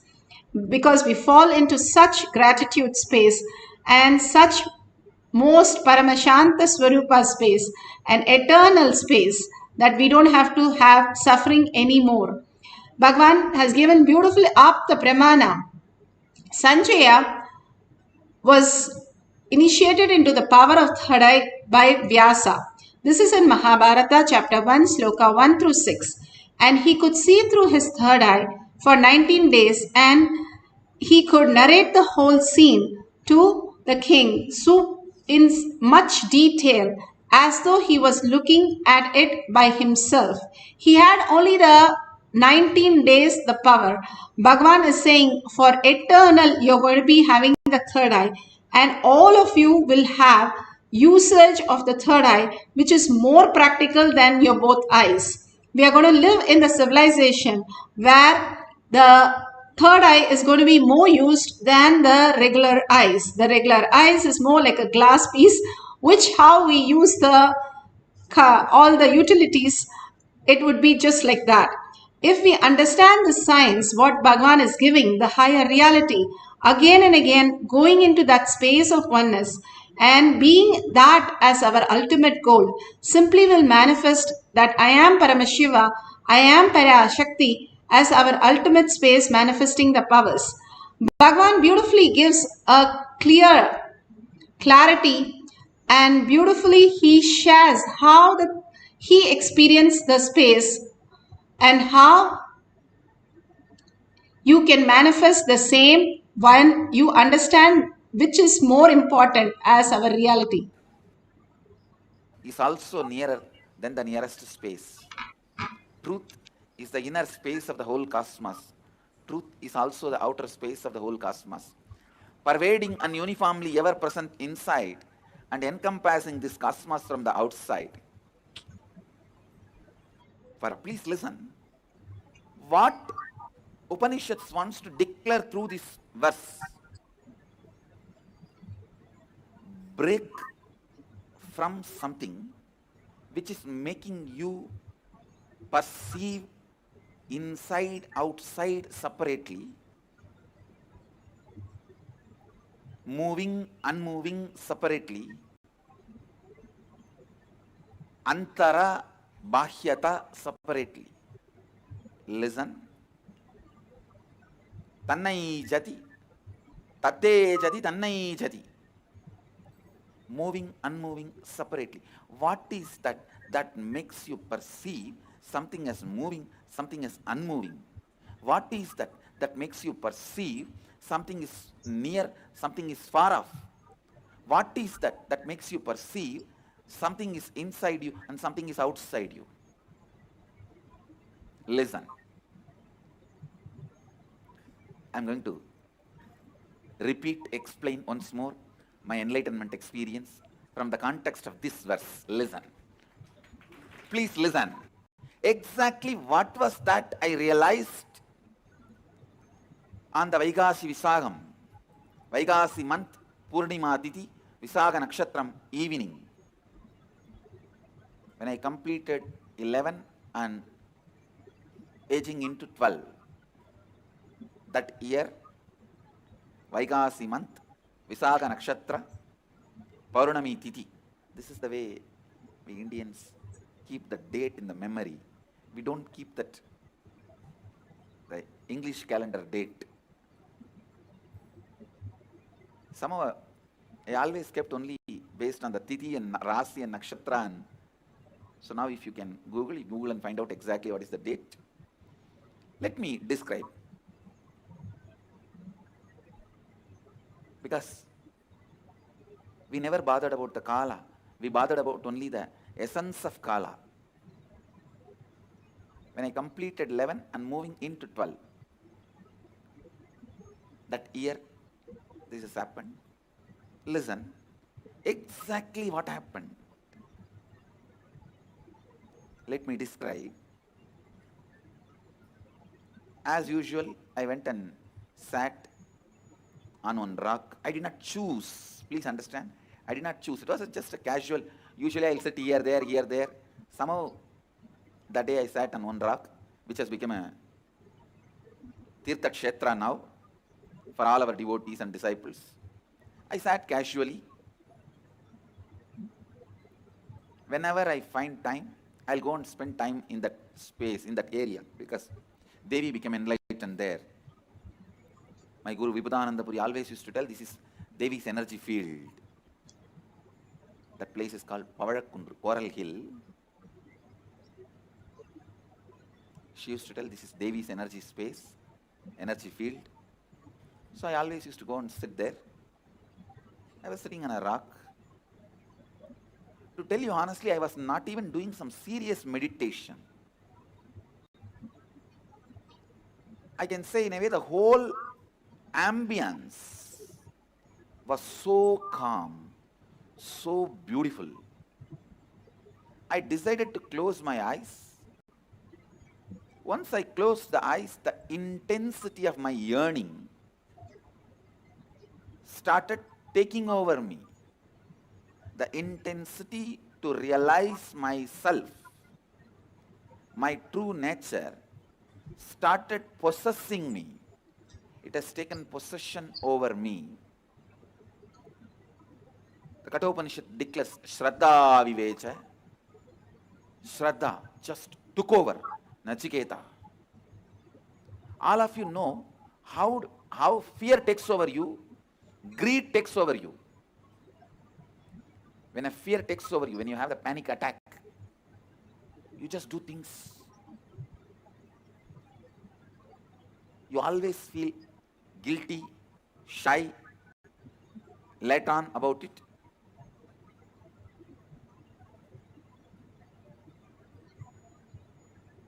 You repent for it. You don't know why you did it. Same way, when lust takes over you, when greed takes over you, you do things which you can never logically justify even to yourself. But when authenticity takes over you, it will be 10,000 times more intense than fear taking over or greed taking over. It will be 10,000 times more intense, powerful. When fear takes over you, it's called panic attack.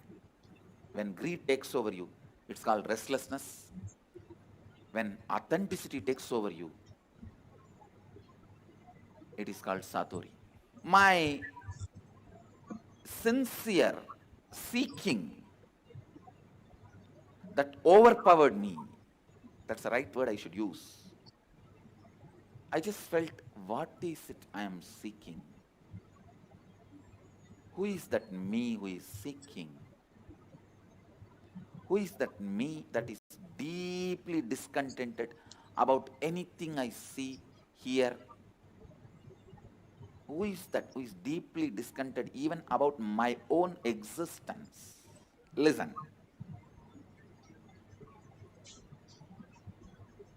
Almost like, who am I who is so discontented about my own existence?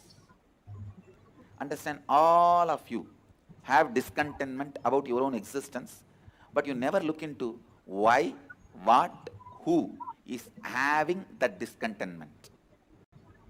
You try to look in, if you get one Rasagulla, you forget that. You try to look in, if you get something else, you forget that. Very easily that question, why, what, who is so discontented, those questions are forgotten very easily. The person for whom the question has become the first and top priority, he is a seeker. Shastra Pramana. Shastra Pramana are the initiated disciples. Beautifully, Bhagavan explained how the whole science for us to manifest in reality when the authenticity takes over us. Clearly, Bhagavan shows how he manifested from the human space to becoming the beautiful superconscious being. It's a Leela that he's playing. He's already in that space before he took the birth, it's a conscious birth. But he plays that Leela for us to understand how when we are earning so deeply in gratitude, we can experience that oneness. Now you can see these balasans, how they manifest the power of third eye, which is as simple and like how you use your eyes, they are able to see that. Use their eyes, third eye. Can you read this? Would you say that again? Can you read this? Oh, very good. Impressed? How about this? That's amazing. Where is the TV? The TV's over there. That's right.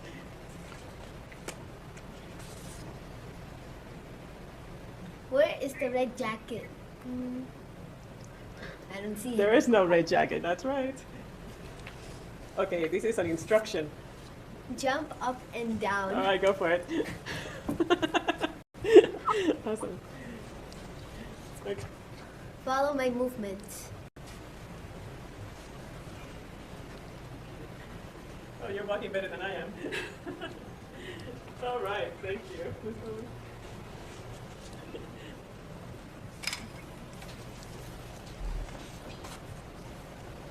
Am I scratching my head? No.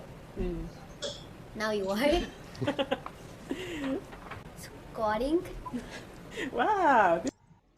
So whatever she was able to recognize, everything just like the third eye. Now let's listen to the scientific study. Pratyaksha Pramana, the scientific research was carried on Bhagwan. Krishna, President COO, Integris Mental Health, James L. Hall Jr., Center for Mind, Body and Spirit, Oklahoma in US, and his team invited Nityananda to derive scientific evidences for meditation and the state of his enlightenment. Usually the brain is so active, there are 100 billion brain cells there. But what meditation does is something very interesting. It shows the frontal lobes getting more active. The frontal lobe is where you have judgment, wisdom, reasoning. Here are some of the brain scans I'm going to share with you. This is alert, non-meditative states. The second one is 30 minutes into 30 minutes meditation. Look at the frontal lobes, how they light up. They light up big time. 60 minutes of deep meditation, and here is a deep, deep level of meditation where it lights up significantly right here. Right in the middle. Probably 1.5 inches, 2 inches deeper. From time immemorial, it is believed that great masters are always in the state of bliss or causeless happiness. They are unconditionally happy.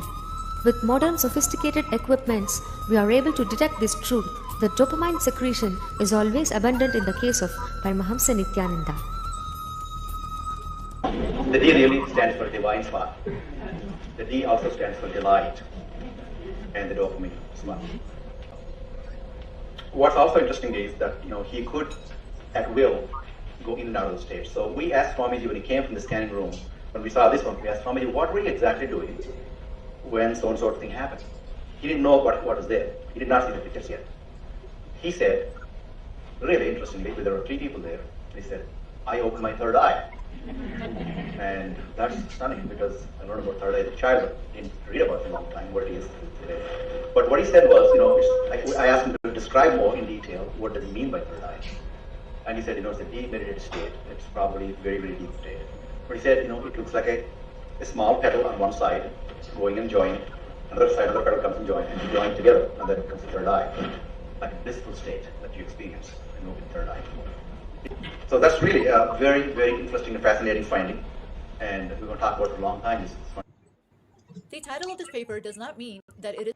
Beautifully, the doctor explains how the third eye, the D spot, the dopamine spot, the divine spot is manifested by him, Bhagwan himself, at his will.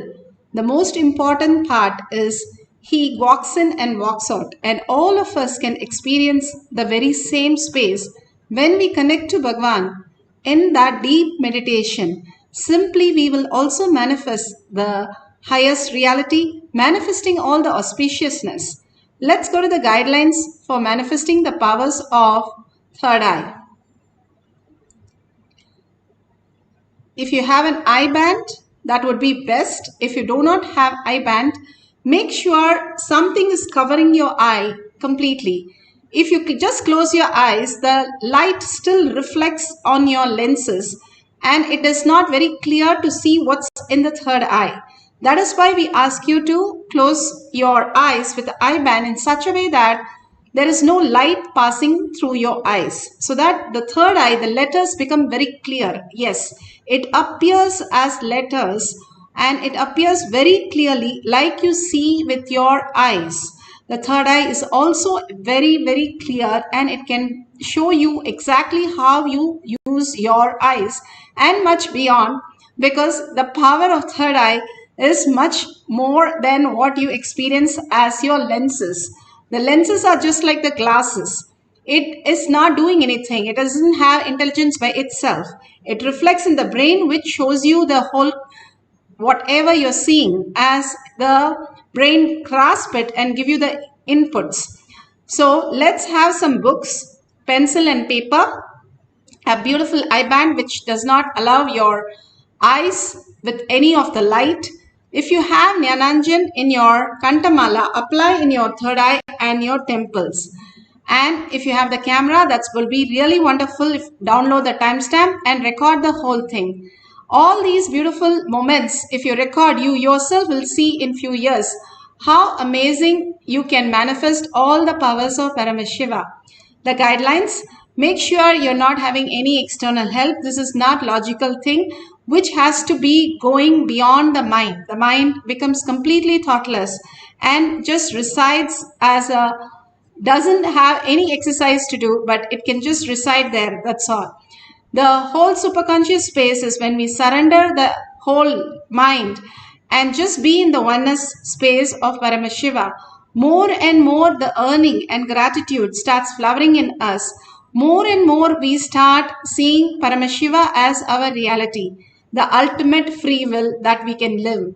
It's like you becoming $1 trillion kid. Somebody just comes to you and says, you are my son and I have $1 billion and here is the whole thing. How would you feel? That's exactly how we are. Paramashiva is manifesting through us to manifest all our reality, not just reading through third eye, but removing our incompletion, making us understand the higher cognition we are. Whatever you cherish, that becomes your reality. Each thought manifests as your reality. Now for few minutes, the deep meditation with oneness with Paramashiva, you are manifesting such an auspicious space, and all of us together is raising the frequency and manifesting huge abundance, wealth, and the global peace and your peace, the eternal space. Everything is happening around you as auspiciousness, even little experienced in oneness space. So let's have the books ready. Let's sit straight with your head, neck, and spine in a straight line. Continuously hold Paramashiva, Parashakti in your third eye. Her beautiful gesture, her compassion, the mother's love, the overflowing love, more than what we know, she knows us better than that. That is exactly how Bhagavan is sitting here, watching each one of us, thinking of so many things. Just put your cell phone for a few minutes away.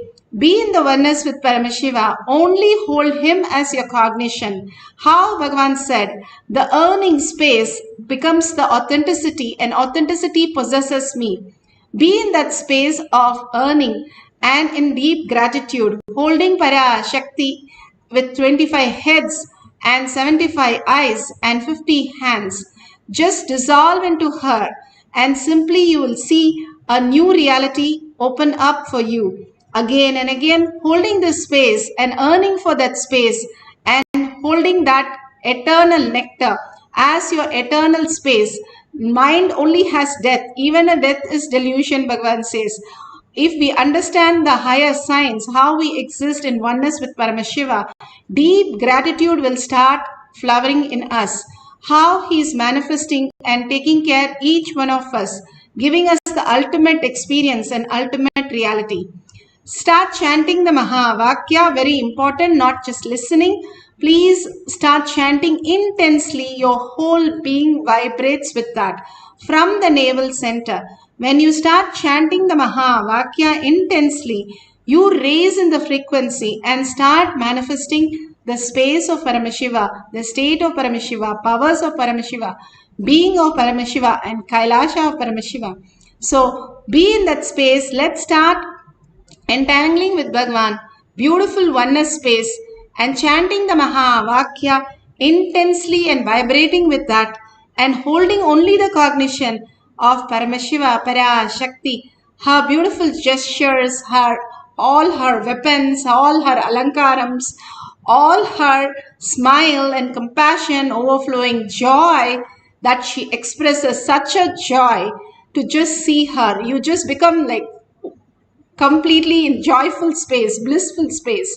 That joy and bliss that you can experience, that oneness you can experience, that compassion you can experience, be in that bhava and simply see what all auspiciousness and abundance flow through you. Whatever Paramashiva is showing to you, please write down. Even if you are writing down something or other which doesn't do anything with the book, doesn't matter. Don't think. Whatever he's downloading, he's asking you to pull it out first so that he can give you the correct answer.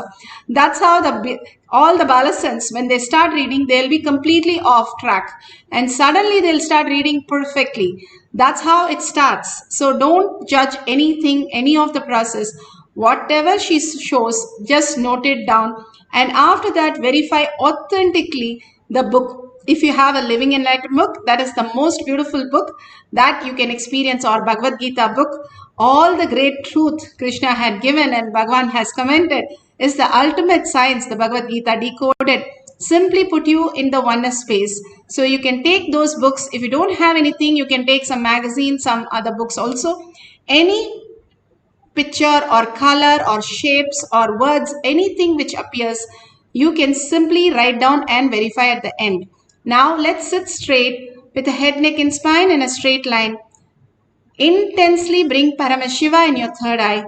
Start chanting deeply till your whole being vibrates. And let's enter into the power of third eye.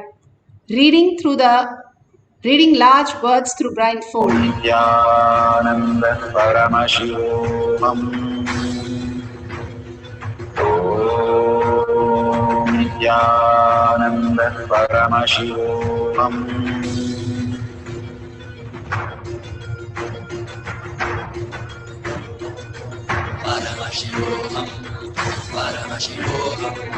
Let Paramashiva's third eye manifest in all our third eyes. Let the Amrita pour, let the Vani open up, manifest in all of us.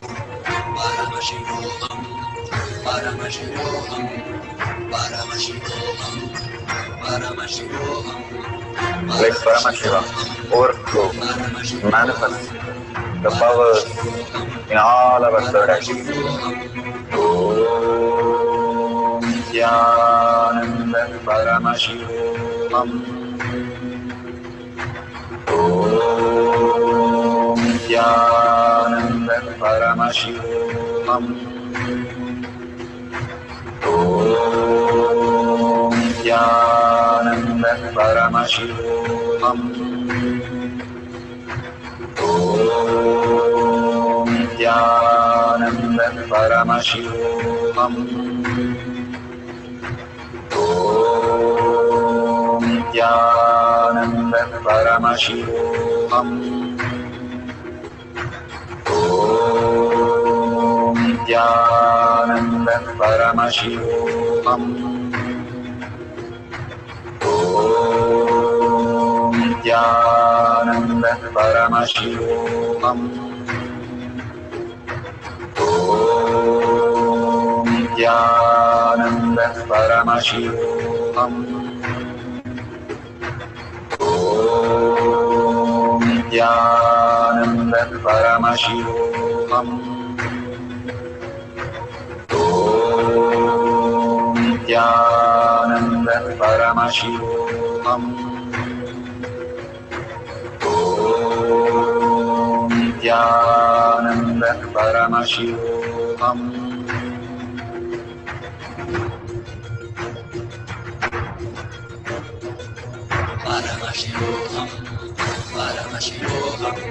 Let Paramashiva's third eye manifest in all our third eyes. Let the Amrita pour, let the Vani open up, manifest in all of us.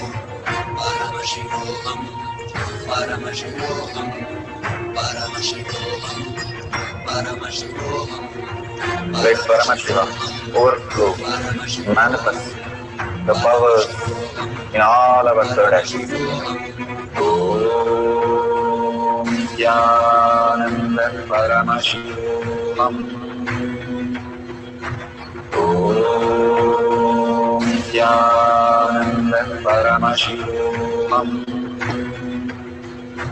Om Nityananda Paramashivam. Om Nityananda Paramashivam. Om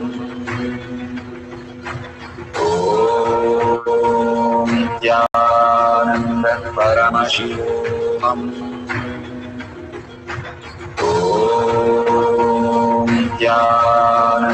परमशिवोऽहम् ॐ नित्यानन्द परमशिवोऽहम् ॐ नित्यानन्द परमशिवोऽहम् ॐ नित्यानन्द परमशिवोऽहम् ॐ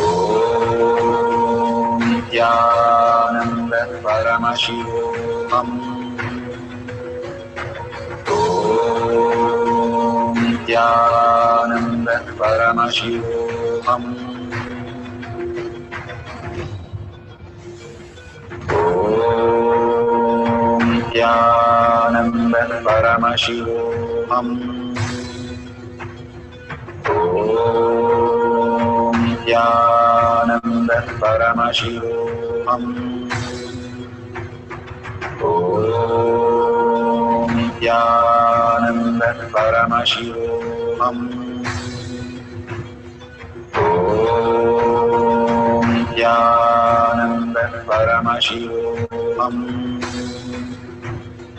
ॐ नित्यानन्द परमशिवोऽहम् ॐ नित्यानन्द परमशिवोऽहम् ॐ नित्यानन्द परमशिवोऽहम् ॐ नित्यानन्द परमशिवोऽहम् ॐ नित्यानन्द परमशिवोऽहम्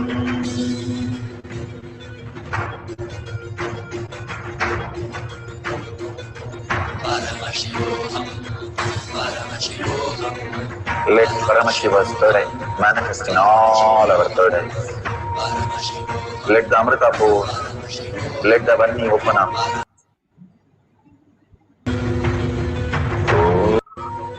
Om Nityananda Paramashivoham. Om Nityananda Paramashivoham. Om Nityananda Paramashivoham. Om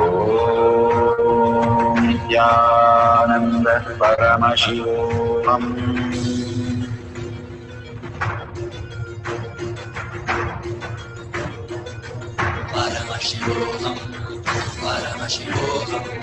Let Paramashiva's third eye manifest in all our third eyes. Let the Amrita pour, let the Varni open up, manifest in all of us.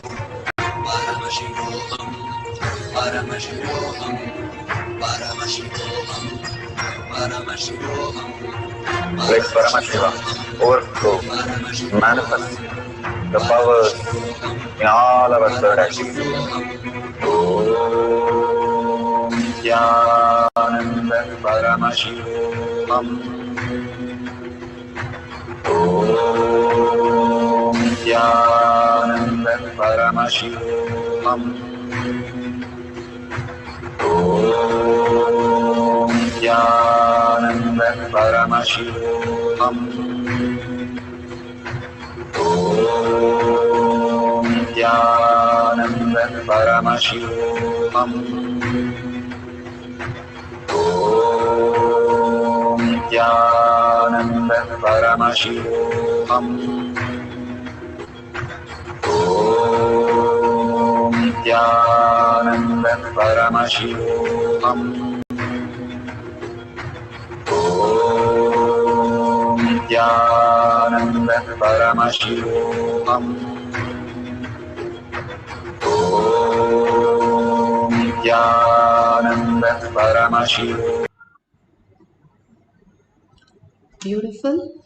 Whatever Devi has shown, please authentically now open your eye bands and verify whatever she has shown Please verify with the book the pages that you went through now with your third eye, whatever you downloaded. Verify authentically. No help or no guess or nothing is required. Simply declare and you will manifest the powers of third eye. Even if you've got a couple of words correct, start celebrating it. We'll have one more cycle.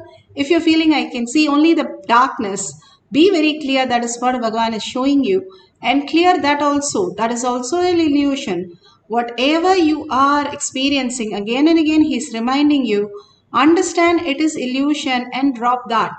Everything when we drop at Bhagavan's lotus feet, some other cognition opens up and he manifests as higher reality. Again and again unclutching. That is what is all about unclutching. Every time we experience something, be very clear it is only delusion. If he calls death as delusion, what about other things which are happening in our life? Simply, it is only mind which is dying and recreating itself as again and again and again, and raising us to the higher cognition and reality. We will understand that we do not have suffering. We only have the space of oneness with Paramashiva, and that only is existential reality. Bhagavan clearly says, you can measure your problems by measuring it in your deep sleep. Whatever problems are real, that is your problems.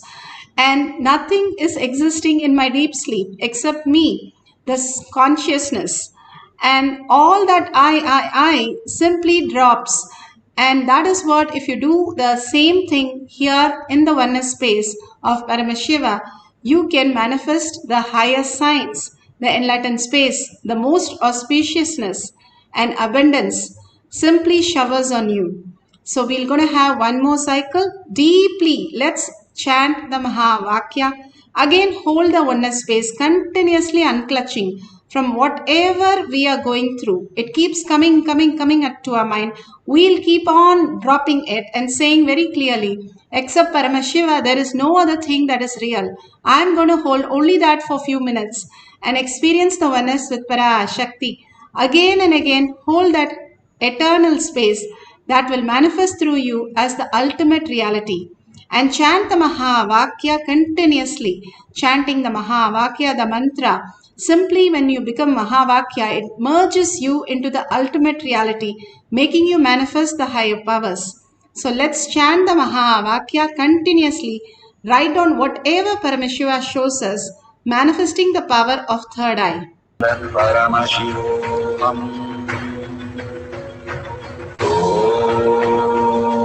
Nityananda Paramashivoham Om Nityananda Paramashivoham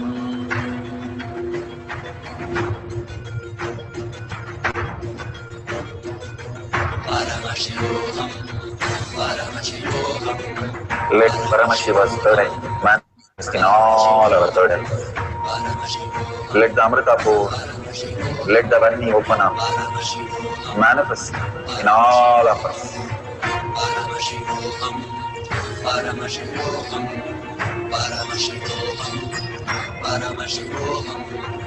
Let Paramashiva overflow, manifest the powers in all our third eyes. Om Nityananda Paramashivoham Om Nityananda Paramashivoham Om Nityananda Paramashivoham Om Nityananda Paramashivoham Om Nityananda Paramashivoham Om Nityananda Paramashivoham Om Nityananda Paramashivoham Om Nityananda Paramashivoham Om Nityananda Paramashivoham. Om Nityananda Paramashivoham. Om Nityananda Paramashivoham. Om Nityananda Paramashivoham. Om Nityananda Paramashivoham. Om Nityananda Paramashivoham. Om Nityananda Paramashivoham. Om Nityananda Paramashivoham. Om Nityananda Paramashivoham. Om Nityananda Paramashivoham. Om Nityananda Paramashivoham. Om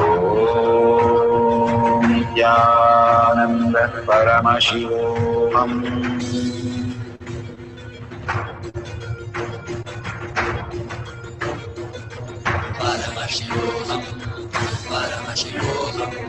Let Paramashiva's third eye manifest in all our third eyes. Let the Amrita pour, let the Om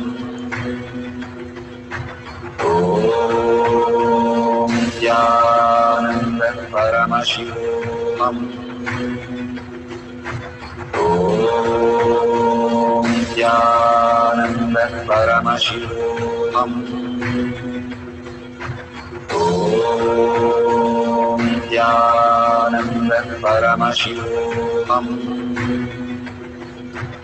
Om Nityananda Paramashivoham. Om Nityananda Paramashivoham. Om Nityananda Paramashivoham. Om Nityananda Paramashivoham. Om Nityananda Paramashivoham. Om Nityananda Paramashivoham. Om Nityananda Paramashivoham.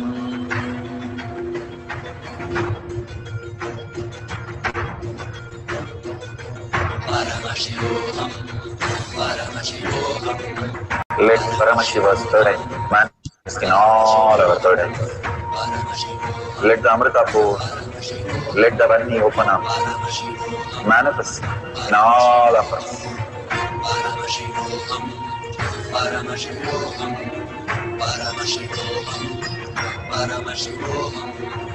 Let Paramashiva overflow, manifest the powers in all our third eyes.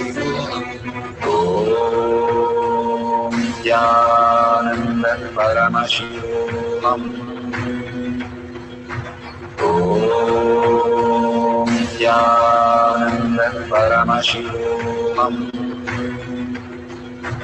Om Nityananda Paramashivoham.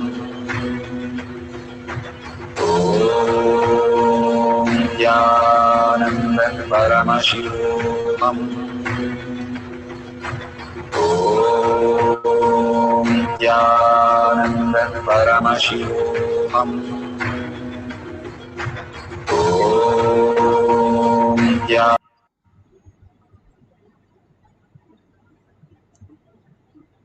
Such a beautiful space of oneness.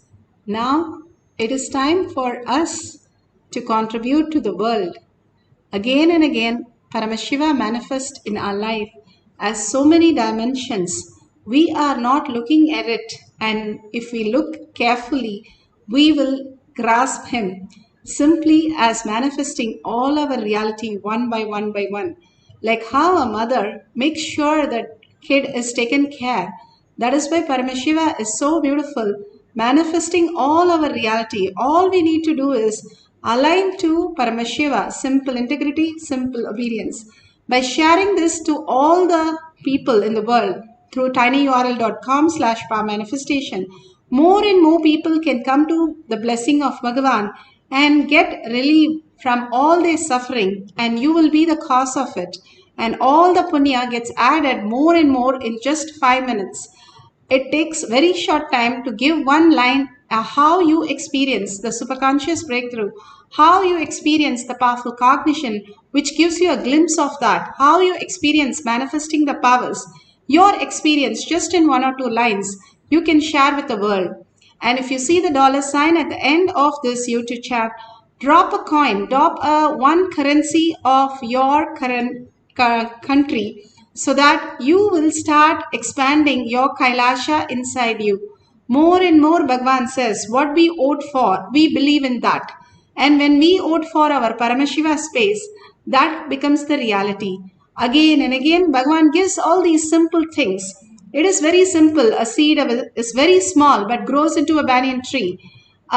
Medicine is so small which takes care of your health. Same way, all these things are very small things that we need to do in life, which we miss. And that really takes us to the ultimate reality. So surrender to Bhagavan's lotus feet all your powerful cognition and power manifestation.